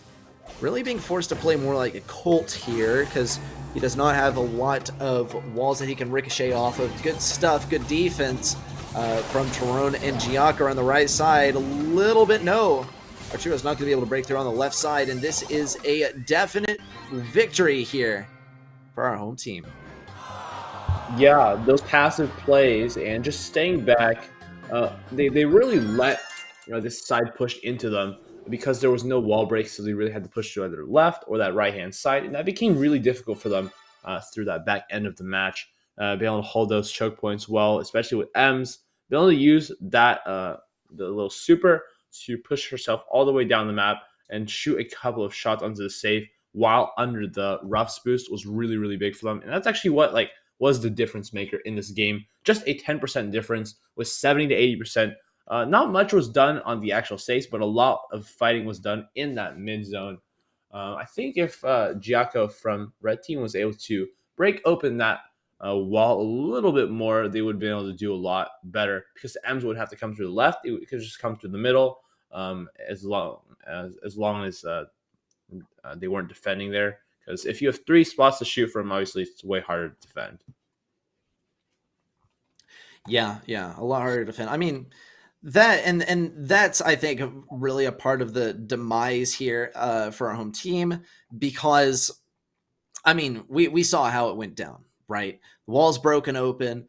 So many opportunities for the enemy to shoot them, and Rico was just not able to do much. Let's see, though, if Lodon's able to do something this time. He is facing versus a Barley, not the ideal lane matchup, but really doesn't have any ideal matchups. Giaco has Breakthrough. Emma is able to hit him over the walls. Tyrone has those sandbags as well. It's not going to be really an easy matchup. Arturo tries to get Emma, but is unsuccessful. Zoro still trying to get some kills, something over here, but already there's the damage by Emma, and already a lead by the away team. Yeah, but take a look at that. They do have a damage lead and a buff on their side. Emma is trying to stay alive here, but it's going to be difficult as Arturo pushes up with that super. Super, obviously, we know that what that's going to be used for. A good lane switch here, though, as Emma identifies that the Stu here with no super, and the Rico and Spike should be a better matchup. Now last call is going to go down, completely covering that left-hand side. Arturo is in a really sticky situation. Zoro's so low. He's going to fall next. Giaco can't find 2 kills here. He just needs to hit a couple of his shots. This is looking really good for the red team. Buff goes down for Giaco. That's going to be a real menace on the field here. Zoro has to use his life plants well here, because if he doesn't, the Barley can easily just take them out, because it's so easy for Barley to hit from over the wall and have to really deal with that. Emma throwing another last call to the safe, also taking on Zoro. Barley is getting so much value here, especially because there's no brawlers like Edgar that can just clear him up really easily. Stu is good, but it's not good when you don't have a super, and the Stu is not doing the right thing here, because they're going on the Barley when they should be finding a super first and then going on the Barley. Okay, Lodon now coming around the right side is not going to be having such an easy time if he's not able to get through these sandbags. Does receive some help from Zoro. And there's the kill on Tyrone, actually. That is massive for Lodon. He is going to heal up with Bouncy Castle as well. More damage onto the safe. Giaco will fall as well. Lodon still trying to get really anything on the safe, but the safe is just untouchable. There's the first bit of damage from Zoro, and a little bit more to follow from Lodon. Arturo will get to break through, but only 5% damage dealt during that entire time. Unfortunate match here for Zoro, Arturo, and Lodon. They weren't able to secure any wins and really any success at all, but we will see if they're able to bring it back in our second set. Yeah, that was way too little and way too late. I think the comp just the comp was a complete diff. I mean, they have a Ruffs against a Stu and a Spike and what was it, a Rico, I think. I mean, those bags just completely shut down all 3 of those brawlers, especially Stu. On the other hand, Barley, it was like Barley completely counters a Spike and a Rico. That's literally what Barley is for. So there's no shot for the blue team to get anything done there, unfortunately. The analysis of the red team was just vastly superior in both the games. Now, yeah, they've got to make some big changes in how they decide these comps. Sometimes if you really don't know what you need to go, or you think the other people are predicting you, just put 3 comps you want on a piece of paper and just select one of them randomly. Honestly, this will work like sometimes. It's better than just getting predicted and called out every other time. Yeah. Going into next set, which is, I think, Factory Rush. What do you think they might go outside of Stu and Spike? Yeah, well, I mean, Leon's always a possibility, right? Leon, you have the gadget that you can drop down. Lollipop Drop is useful. Combined with the Bell or something. Bell is not banned out. So would definitely be anticipating those. And yeah, we are going to be seeing the Leon here. Zoro around here on the right side on the Tara. Lodon now on the Bell at mid. Meanwhile, the enemy team, they are going a couple of healers, and Tyrone is going to be looking for the lane versus Zoro. There we go. Pam is being picked as I suspected. Pam Byron is just such a good combo, especially with Leon as well. This is one of my go-to combos, personally. Lodon, though, picking up the Bell. It's going to be good against this Byron matchup, I believe. And Giaco all the way in their area on that left-hand side. And Lodon misses the tag.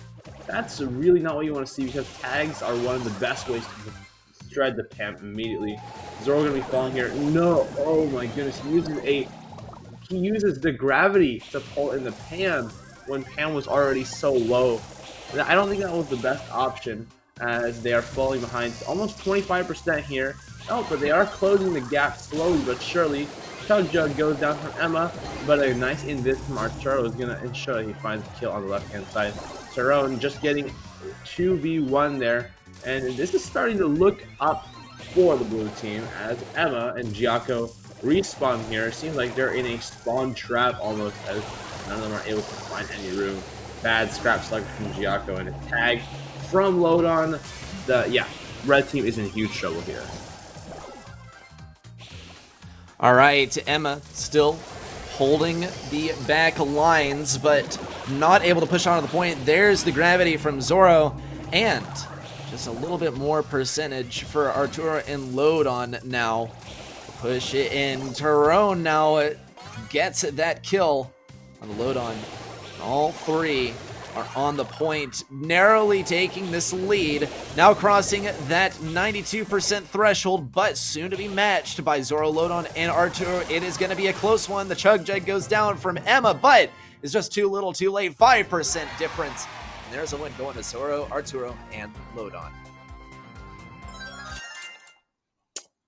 Yeah, going into our next game, we are going to be back on, I think we're going to be back to the same comps most likely.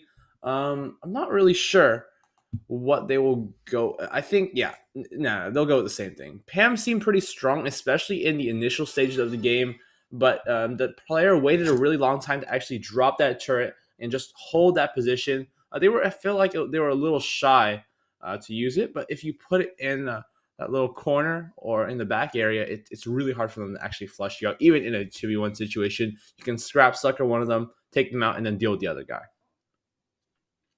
Yeah, I like that idea, right? Scrap Sucker is so useful for dealing with like snipers or just brawlers in general that have slow reload speeds, because typically their shots, right? They have slow reload speeds to make up for the fact that they have a lot of damage just in one single shot. So their ammo is worth more than the ammo of like Frank or Primo or something like that.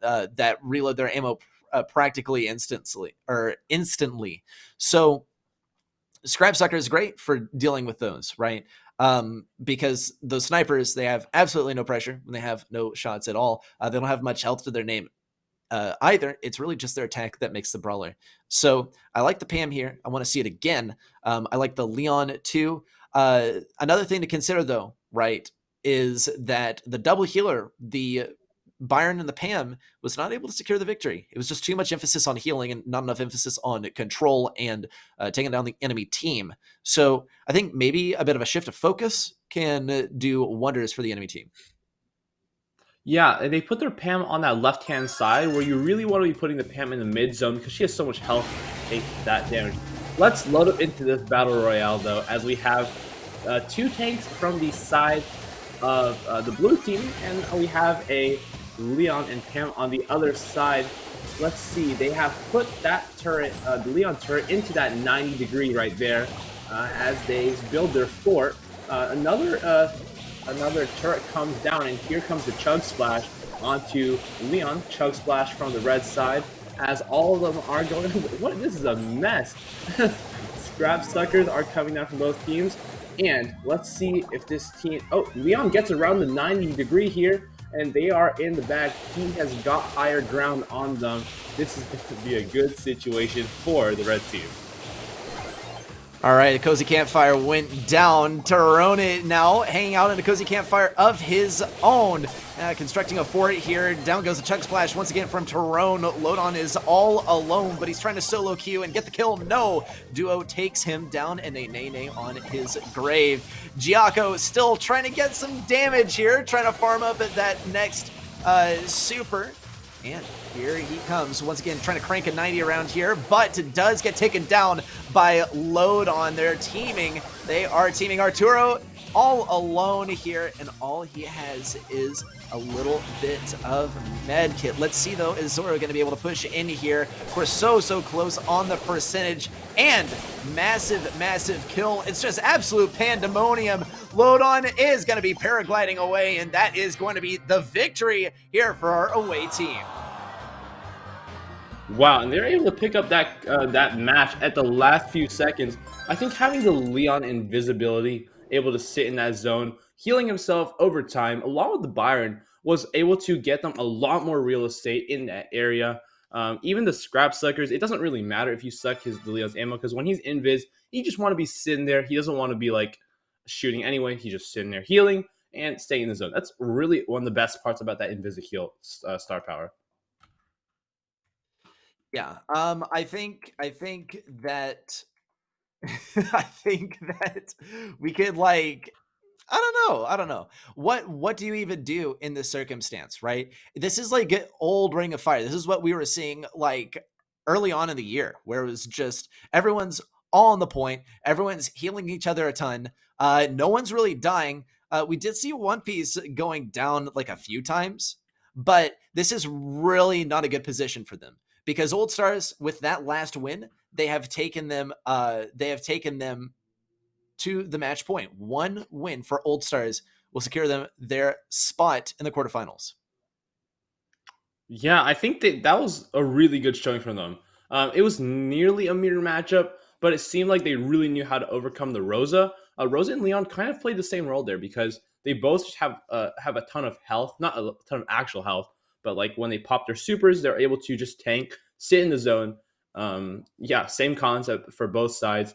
We're seeing them just throw down all the turrets they had, just get so much, trying to get the most value out of like a Mama Squeeze, for example, because you put it down on top of 3 people, you just did 2,400 damage with like a Pam super that's supposed to heal. Like, that's just crazy. And like, I think the Mama Squeeze is really underrated, because it helps you win all those individual Pam matchups. I think most people actually prefer the healing one, which personally I don't see why. I've always only used Mama Squeeze, just because it helps you win Pam interactions, helps you win close range interactions, especially against like Stu, one of the more prevalent brawlers. You can always just toss the turret right on him and then start attacking, and it usually works. I remember there was one time I was playing like Siege. I threw the Pam turret over the wall to kill like a Sprout. It was so funny. I think it was a tournament as well.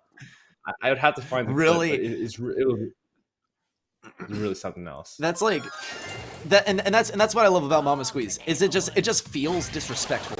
You know, it's like it doesn't feel like you should be damaging them, but you are, right? And especially like you want to play an aggro turret, you throw that turret forward, and you're able to get a lot of damage as well as healing for yourself. It's amazing. You can become such a powerhouse. Lodon is going to be running Mama's Hug, though. Down goes that turret. It's not going to stay alive for long. Maybe if it dealt damage to the enemy team, it would have lasted a little bit longer. But hey, that's just my opinion. I'll tell you, though, this is a good start for Lodon, Arturo, and Zoro, as they have eclipsed 2 times the enemy's percentage and are nearing 3 times the enemy's capture. Oh no, and the gravity goes to the Oblivion right on top of a Rosa, which is actually right next to them. But it is Red Team who has to make up for this huge deficit in percentage. They are 10% down, and they are closing that gap quickly. 8-Bit and Terra are going to be a solid hard counter for this top, and they've really chosen correctly here. Let's see, the Shades now overwhelm the Byron. Byron probably waiting for that, what's it called, the injection shot. Not able to find it though, and does fall at the back, fall all the way to the back. Zoro now is pushing up with the Byron, but I think it's very late to be making these pushes, as Emma holds on to that gravity, ready to suck in Lodon here. Let's see if they can get that pull. Nope, still waiting for it. Okay, gets it. There we go. 82% to 58. Gap is closing quickly. Zoro just trying to stay in the middle and eat up a little bit of percent for the team, but it's not a sustainable strategy. All the supers for Red Team being fed. Just 5% left, and I just don't see a way they lose this game. GG's, well played.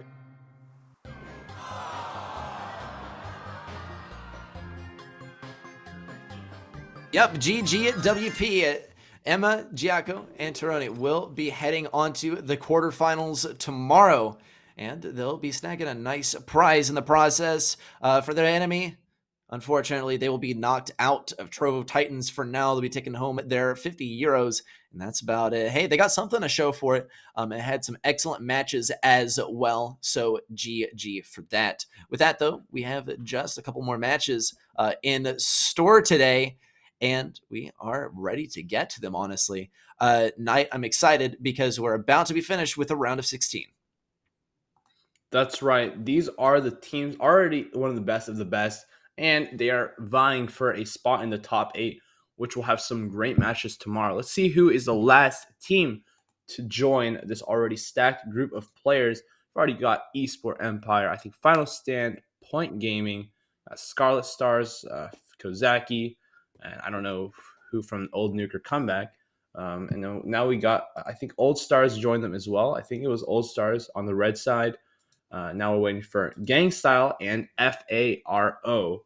I don't know what that stands for, but hey, they're free agents. So if any orgs are watching, all right, let's take a look at the maps and the modes.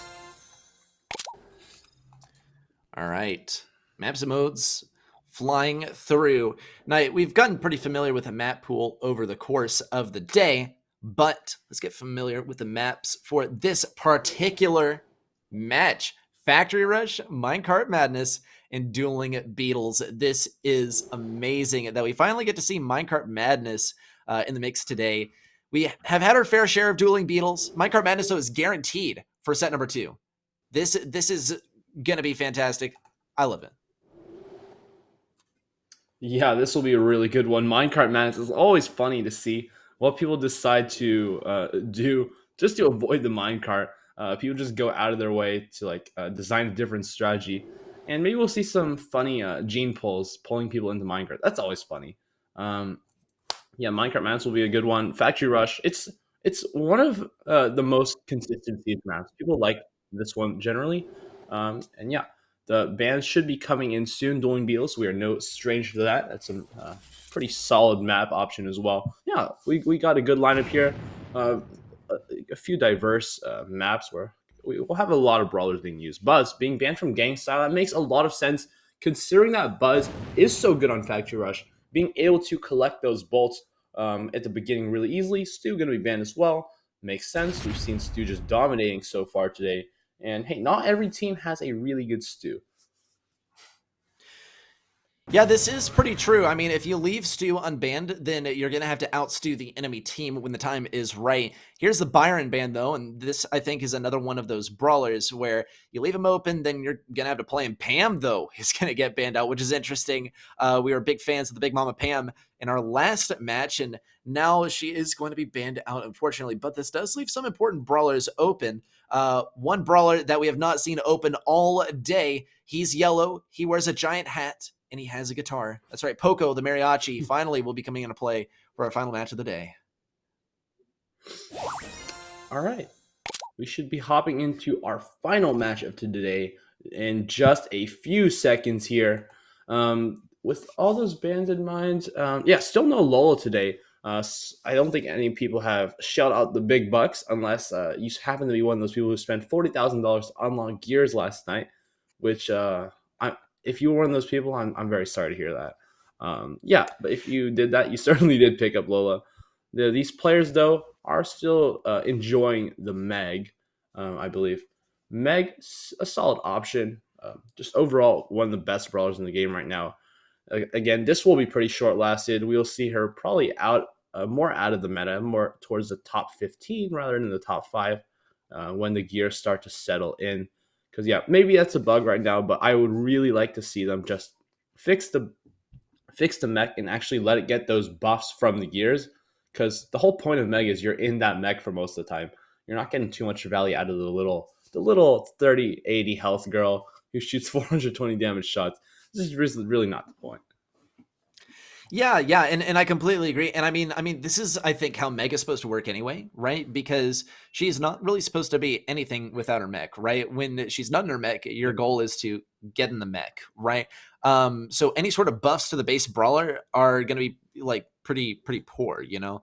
And I Yep. like even her gadget doesn't do anything for the base brawler. It just does stuff for the mech. So her entire kit is focused around stay in the mech, except for that one star power that makes her mech deal damage when it explodes. Which I don't know why you'd use that. It's kind of fun, but it doesn't deal enough damage to warrant it, right? Like I will say probably Meg takes some inspiration from a character Diva from Overwatch, but like the thing is when Diva disposes of her mech, it like does a ton of damage that one shots everyone, not like 1000 dinky damage that you can get from like hard landing or something else. So I think if they buff that, I would definitely love to use it. It seems a lot of fun. Yeah, it is a lot of fun, and especially with I think the super of Meg is one of the coolest things. You could Yeah. one shot people with that. That is just awesome. If you get close to anyone, it's crazy. I think if anything, that needs to be toned down a little bit. Maybe make a charge every 5 seconds instead of 4. Um, Also, the shots doing like 3 million damage at like Piper range is also a little bit on the good side. Yeah, I'm like, okay, it's time to push Buzz today. Buzz is a good brawler, right? And then here comes Meg, and I'm like, okay, I can take her. And then I get whoosh, smacked by a ton of damage. Here we go, though. Unai now looking to push around the right side. Bunch of sandbags set down. Here we have Cackney on the right side, throwing down the big cactus. There is the absorb, giving him lots of healing. Unai also trying to get something at mid, but he does faint and does have to go back to the Pokemon Center to restore some health. No sweat though. Luis is going to look to get some defense over here. Unai uses Harden and throws up that shield, and might see a good defense from these guys. Yeah, here we go. We've got this long range brawlers throwing out the discharge. We got Herdier on the top right side, just throwing out those lasers. Now let's take a look. How is the Meg going to get this next super off? And will this shot be super effective from the Bell? No, it will not be, as they are the same typing. It's going to be a not effective. Now we got Cacnea popping out into this right side. Let's see if, oh, there we go. Meg has evolved into the mech. There we go. Let's see if they can get some more Mega energy to stay that way. Now, it is another shot, Thunder Punch from Meg coming down. We've got Spike struggling a little bit here against the Team Rocket boss. A good start for the red side as they're ahead on the Pokeballs. And yeah, they are ahead on damage as well. All right, let's see it. We might see Para picking up that potion on the right side, getting a little bit of extra healing, and it looks like Stella is gonna faint. Luis goes for Hyper Beam, does manage to get a little bit of damage off of Para, but Para is hanging in there just a little bit, using Recover to stay alive. Level 7 Siege Bot coming in as well, heading all the way towards our home team's Pokemon Center. There, though, is a massive debuff onto that bot. Let's see, though. Once again, hardened by Unai. Looks like it's worn off. Estelle going for a little bit more damage, but the Ike hangs in there. Big win for the enemy team. It looks like they are going to have to get paid out some points in a gym badge for this one. Yeah, good win from them. That super at the end was super effective on the center at the back there, and they were able to win by around 30% on that game. Definitely a solid win for them. Let's see how long they can hold this badge. Yep. Well, yeah, the gym definitely belongs to the enemy team for the moment. So, good first win, good way to start this off. I was definitely in favor of the Meg, especially when she gets that evolution off. The Thunder Punches were super effective as well. This is that was a fantastic match. I loved it. Good fight and a good start to this match. At least for FARO, gang style might have something a little bit different starting to fester on their side. Hopefully not feelings of defeat, because the momentum is on the side of FARO, but it's just one win after all. Yeah, absolutely. And while that game was feeling pretty dominant for the red side, I think there were still signs of life from the blue team at the end of the day. Their Meg player was doing a pretty good job, but was struggling to stay in that mech for a very long time. Probably needs to play a little bit more passive at times. And yeah, that would be the main thing here. Yeah, they just couldn't pick up a siege bot at the end of the day, but I think a sprout from either team also would be really good against a spike, good against the bell, good against the megs. Generally, that would be pretty solid. Yeah, I completely agree. So, what is the approach going to be used by these guys in the next one? Right? Gang style, they like. Here's the thing: is they had a presence at mid. FARO was just picking up the bolts, and this is kind of the dynamic that we see in Siege, and it's why like in other sorts of competitions where like the draft mode is in play, then players choose not to play Siege, right? Or players will say like, okay, well, we're not going to worry about Siege. It's why, Gem grabs, or Bounty will usually come first because Siege can really go either way. And that leading into set number 2, right? Knowing that you're one game away from taking a loss or being at the match point, no less, after an unfortunate set of Siege, it's no bueno. Let's see, though. Unai is going to be able to get that kill on Apara on the left side. Luis also holding his own at mid. 3-4 up. Now getting an amazing matchup over here on the right side. Actually, wow. Impressive stuff by Stell. Able to get the kill on a Sprout. Really a hard counter for Rico, the brawler that he is playing. In any case, though, that brawler, or rather that bot, the level 2 Siege bot, will be making its way towards the enemy Ike. And mid control is for free going to belong to our home team. Yeah, they've got an advantage with the Sprout for sure, and look at that, lots of damage on the Ike actually because the Bell didn't have the tag, and that was thanks to Luis playing that matchup smart and just staying back. Now though, it looks like they're going to be feeding it pretty hard. Still, Bell is not at the super. Wow, how far behind are they? Okay, not too far behind. Good. So Luis now with the buff is going to be way better in that 1v1 matchup. They're also ahead on both. And having all these buffs and being ahead at such an early stage of the game just is so good for them. Now I'm confused because Rupp is on that left-hand side as Sprout, and his teammate just broke open the wall. That makes no sense. Rupp probably should be on that right-hand side fighting that Leon matchup with the wall, rather than a Rico matchup in the open, but hey, it seems to be working out. They are 6 volts behind though, and Sprout picking up a kill there. Unai going down to the bot at the last second. No, the Ike at the last second. That's definitely unfortunate. Now it's going to be Hara going invisible. Tag though, unfortunately, so it's going to be really rough for Unai because he's got to pick up all 3 of these volts and deny Stell on the right-hand side. Who is going to get this siege though? There's 3 volts on him. I think this might be a tie. Can they pass it in? Oh, barely. Now they've got to defend a 30% bot. Okay. Big bot coming in.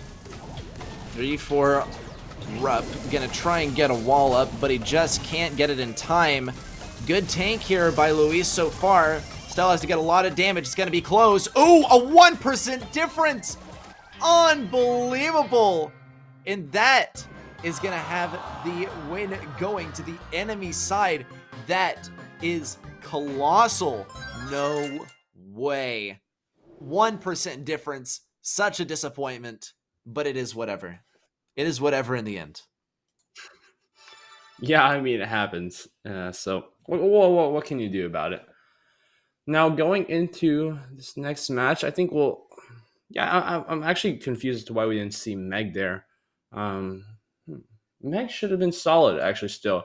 Because with like Meg, who does so much damage, and you got the Bell tag for the bot, I mean, you can try to bot like in 20 seconds. It won't even reach like the little dotted line inside of your Ike zone. It's gone. I think Meg does like, I don't even know how much damage it does, to be honest. I think it does 3,600, 3,300, something around that, but it does a significant amount. With the Bell tag, it's up to like 4,000. So definitely something you want to be taking advantage of, making those synergistic combos. Obviously, when you're having a Sprout and the Ruffs that's breaking the walls, maybe that's not exactly what you want to be going for at the end of the day. Maybe the field promotion would do a lot better because Sprout and Tick, those kind of brawlers rely so much on getting more health on top of them. and field promotion is just one of those ways to do so. All right. Well, let's see it. We are going to be getting into our next game momentarily. It is going to be starting off on not Hard Rock Mine, right? But it is going to be Gym Grab. It's going to be Minecart Madness. Everyone's other favorite Brawl Stars map here in Gym Grab. I think Double Swoosh has kind of been cast to the wayside. 2 swooshes was just too much for our competitors to handle. But it's all right, right? Because we love Minecart Madness. Everyone loves Minecart Madness, right? Yeah. In any case, Minecart Madness, we can see a little bit more Sprout here, maybe a little bit of Spike as well.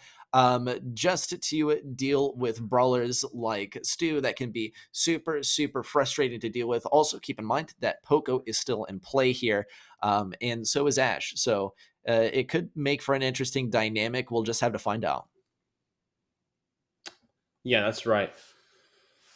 Yeah, maybe into this next match, we'll see a little bit of the same stuff.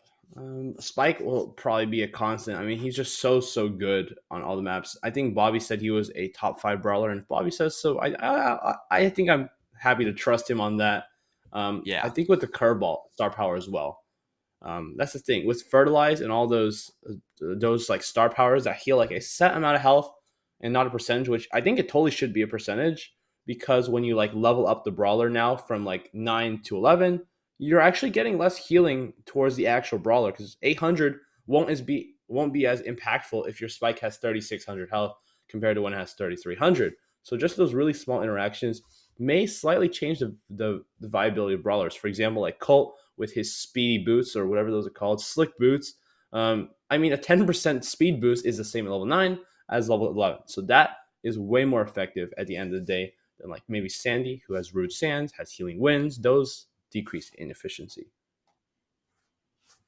Yeah. So now as we head into Minecart Madness, right, brawlers that we can anticipate, or playstyles that we can anticipate, Night, I mean, what are we thinking? What was the map? Minecart Madness. Is failed me. Yeah, Minecart Madness. So we have Sprout for sure. If these teams, Sprout is like really good here because of how you can oppress the one mid choke point. It's really easy to do so. It's just generally just a solid brawler. On top of that, Meg is good on the lanes here. Spike is good on the lanes because Spike really can destroy Meg on any of those lanes like relatively easily because of the life plant. I think Meg takes, how many shots would that be? 5 or 6 shots to like take it out. No, 5 is 5. Definitely 5.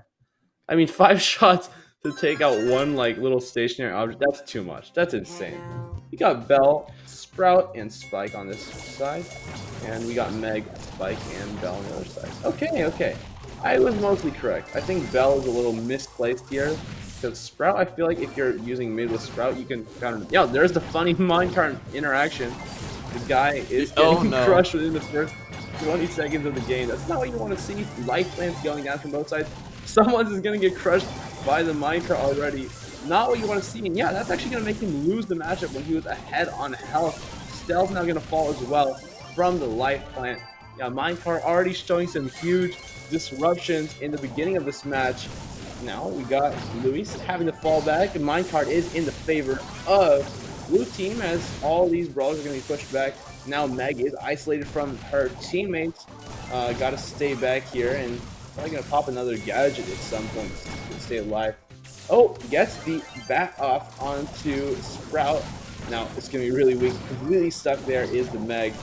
Unai is now, Unai has matches won thanks to his teammate Ruff. I mean, Sprout is just a menace on this map. He can counter all 3 of these brawlers without even blinking an eye.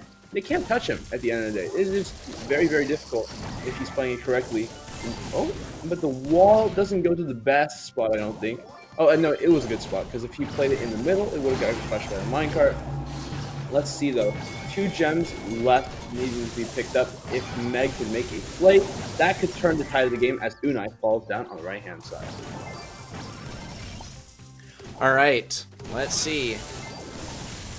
Luis hanging on to 8 gems here, but that is soon going to be matched. Let's see. Stell picking up that 8th gem on the enemy side. Kaga still trying make some headway on the left side. There's a big amount of damage, though, following the nest egg stun. Luis could go down. 29 health remains. Kaga's still going to keep him out of the way, and the countdown continues. 2 more gems to be picked up by 3-4 Rep. Ooh, is it even going to be able to happen? 1 more gem picked up, and there's a countdown actually for the blue team now. And Meg puts down her mech as well. It's going to be tied up once again in terms of gems. Kaga is in a rough spot. Will get the swipe off, though, and tons of damage. Also, we see 3-4 Rep go down as well. This is a nice lead for the away team, and they could be taking themselves to the match point just off of this one, and it looks like that is going to be the case. It is going to happen. There we go. Red team is going to take this one for themselves. Stell playing a really good battle, actually.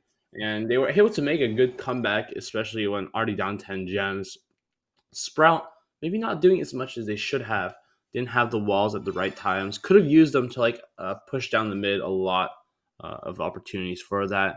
Especially when the Meg has operated, they open the mech, you throw the wall, and they are wasting the mech basically because they're just sitting there waiting for the wall to explode, or they have to reroute completely. You just want to waste their time when they're in the mech because, of course, it's time limited. They don't have it forever, and it'll just decay over time, and you won't really have to fight it.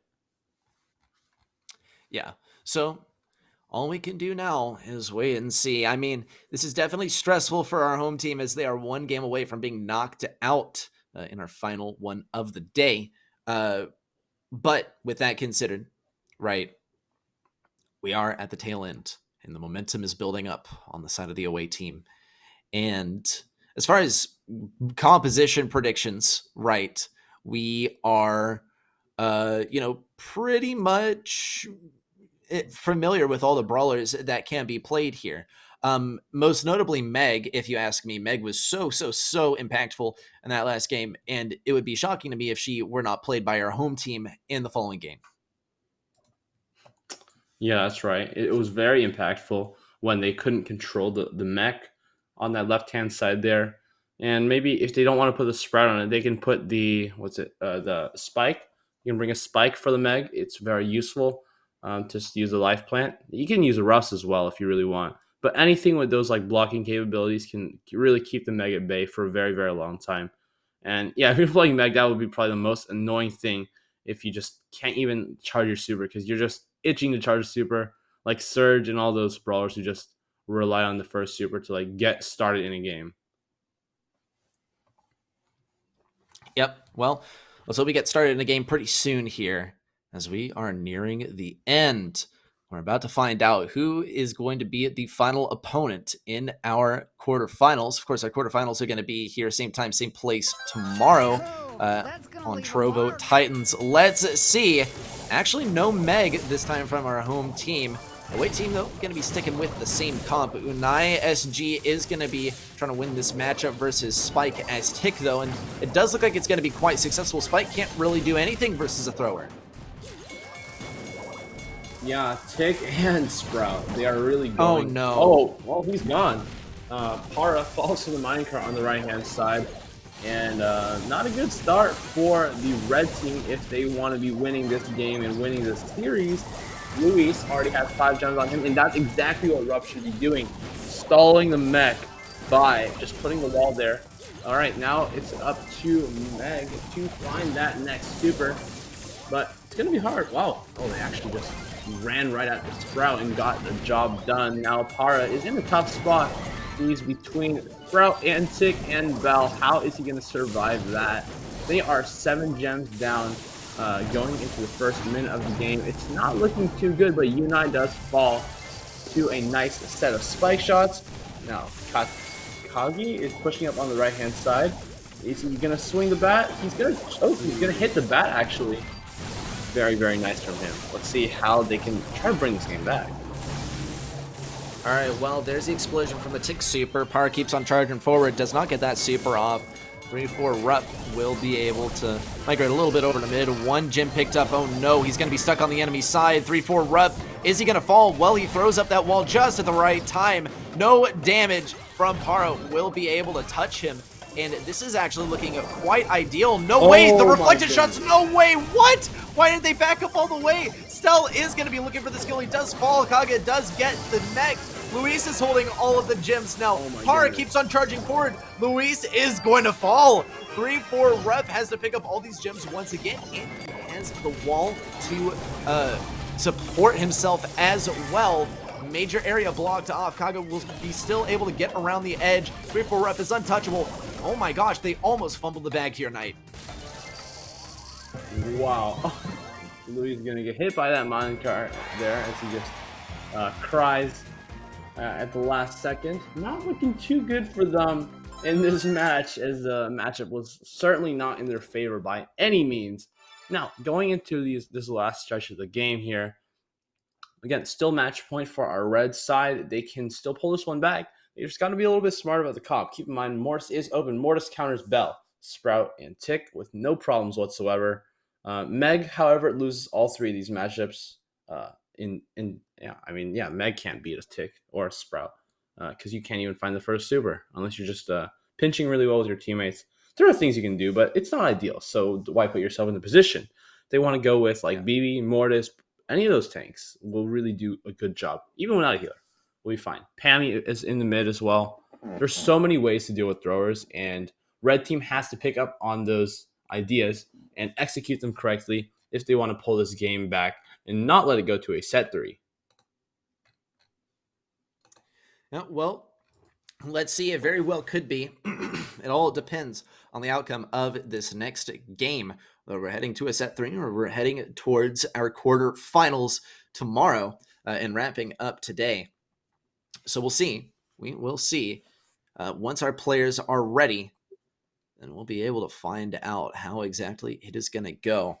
It's either going to be Gangstyle or FARO heading on to the quarterfinals tomorrow to face up against Old Stars BS. While we're at it, let's review exactly what the matchups are going to be for tomorrow as well. Esport Empire and Final Stand, they won their matches today, and they'll be going head-to-head tomorrow in the quarterfinals.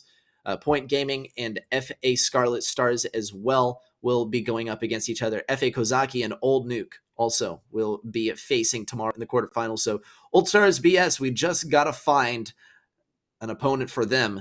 Whether it's going to be Gangstyle, whether it's going to be FARO is a mystery, though we do have some hints. It is looking like it's going to be Gangstyle at the moment. Let's see if they changed up the comp. Oh, no. Yes, in fact, they did. It's a True Gold Crow. This is not an ideal matchup, though.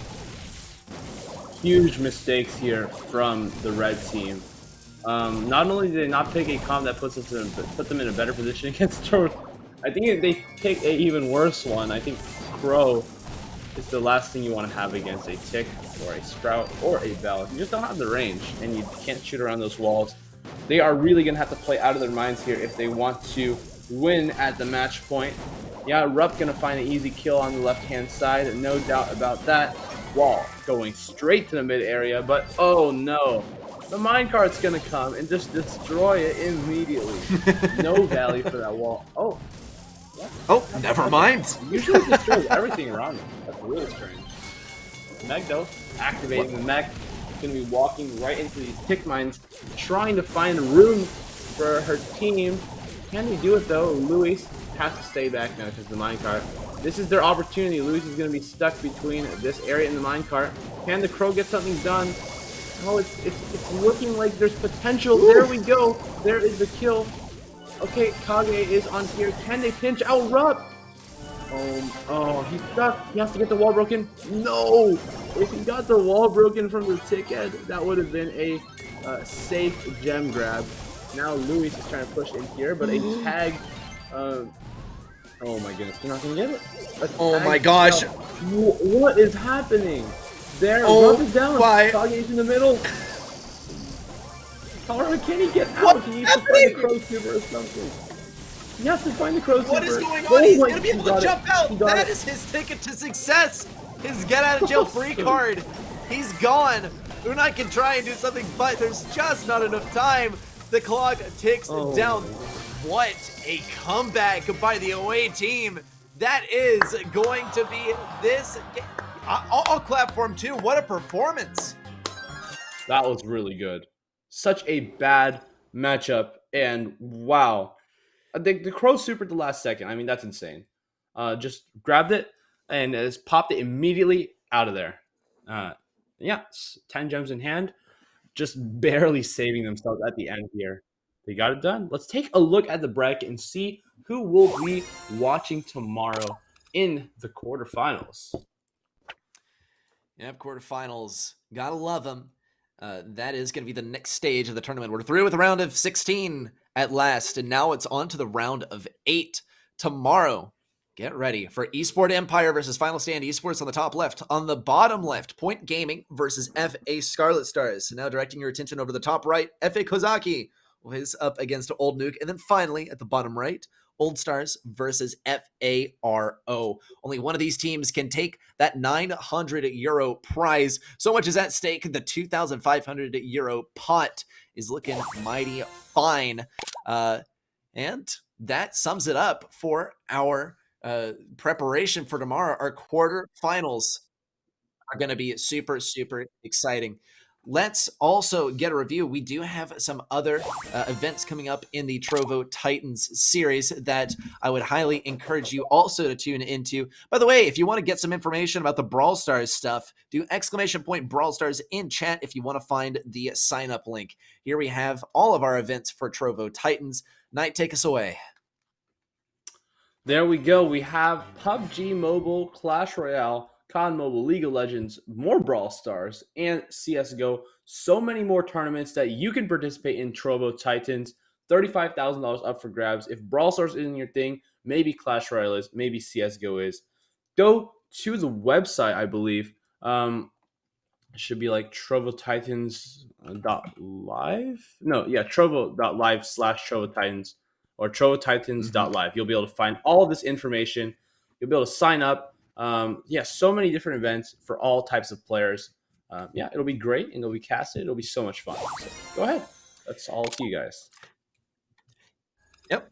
Yeah, probably the one that I'm looking forward to the most is the Fall Guys one. You have to get Titan points in order to qualify for that one, and that is going to be all sorts of fun, arcade games and everything. So make sure you come along for those. It's been absolutely amazing to do the show for y'all. Knight, it's been a pleasure to cast with you, man.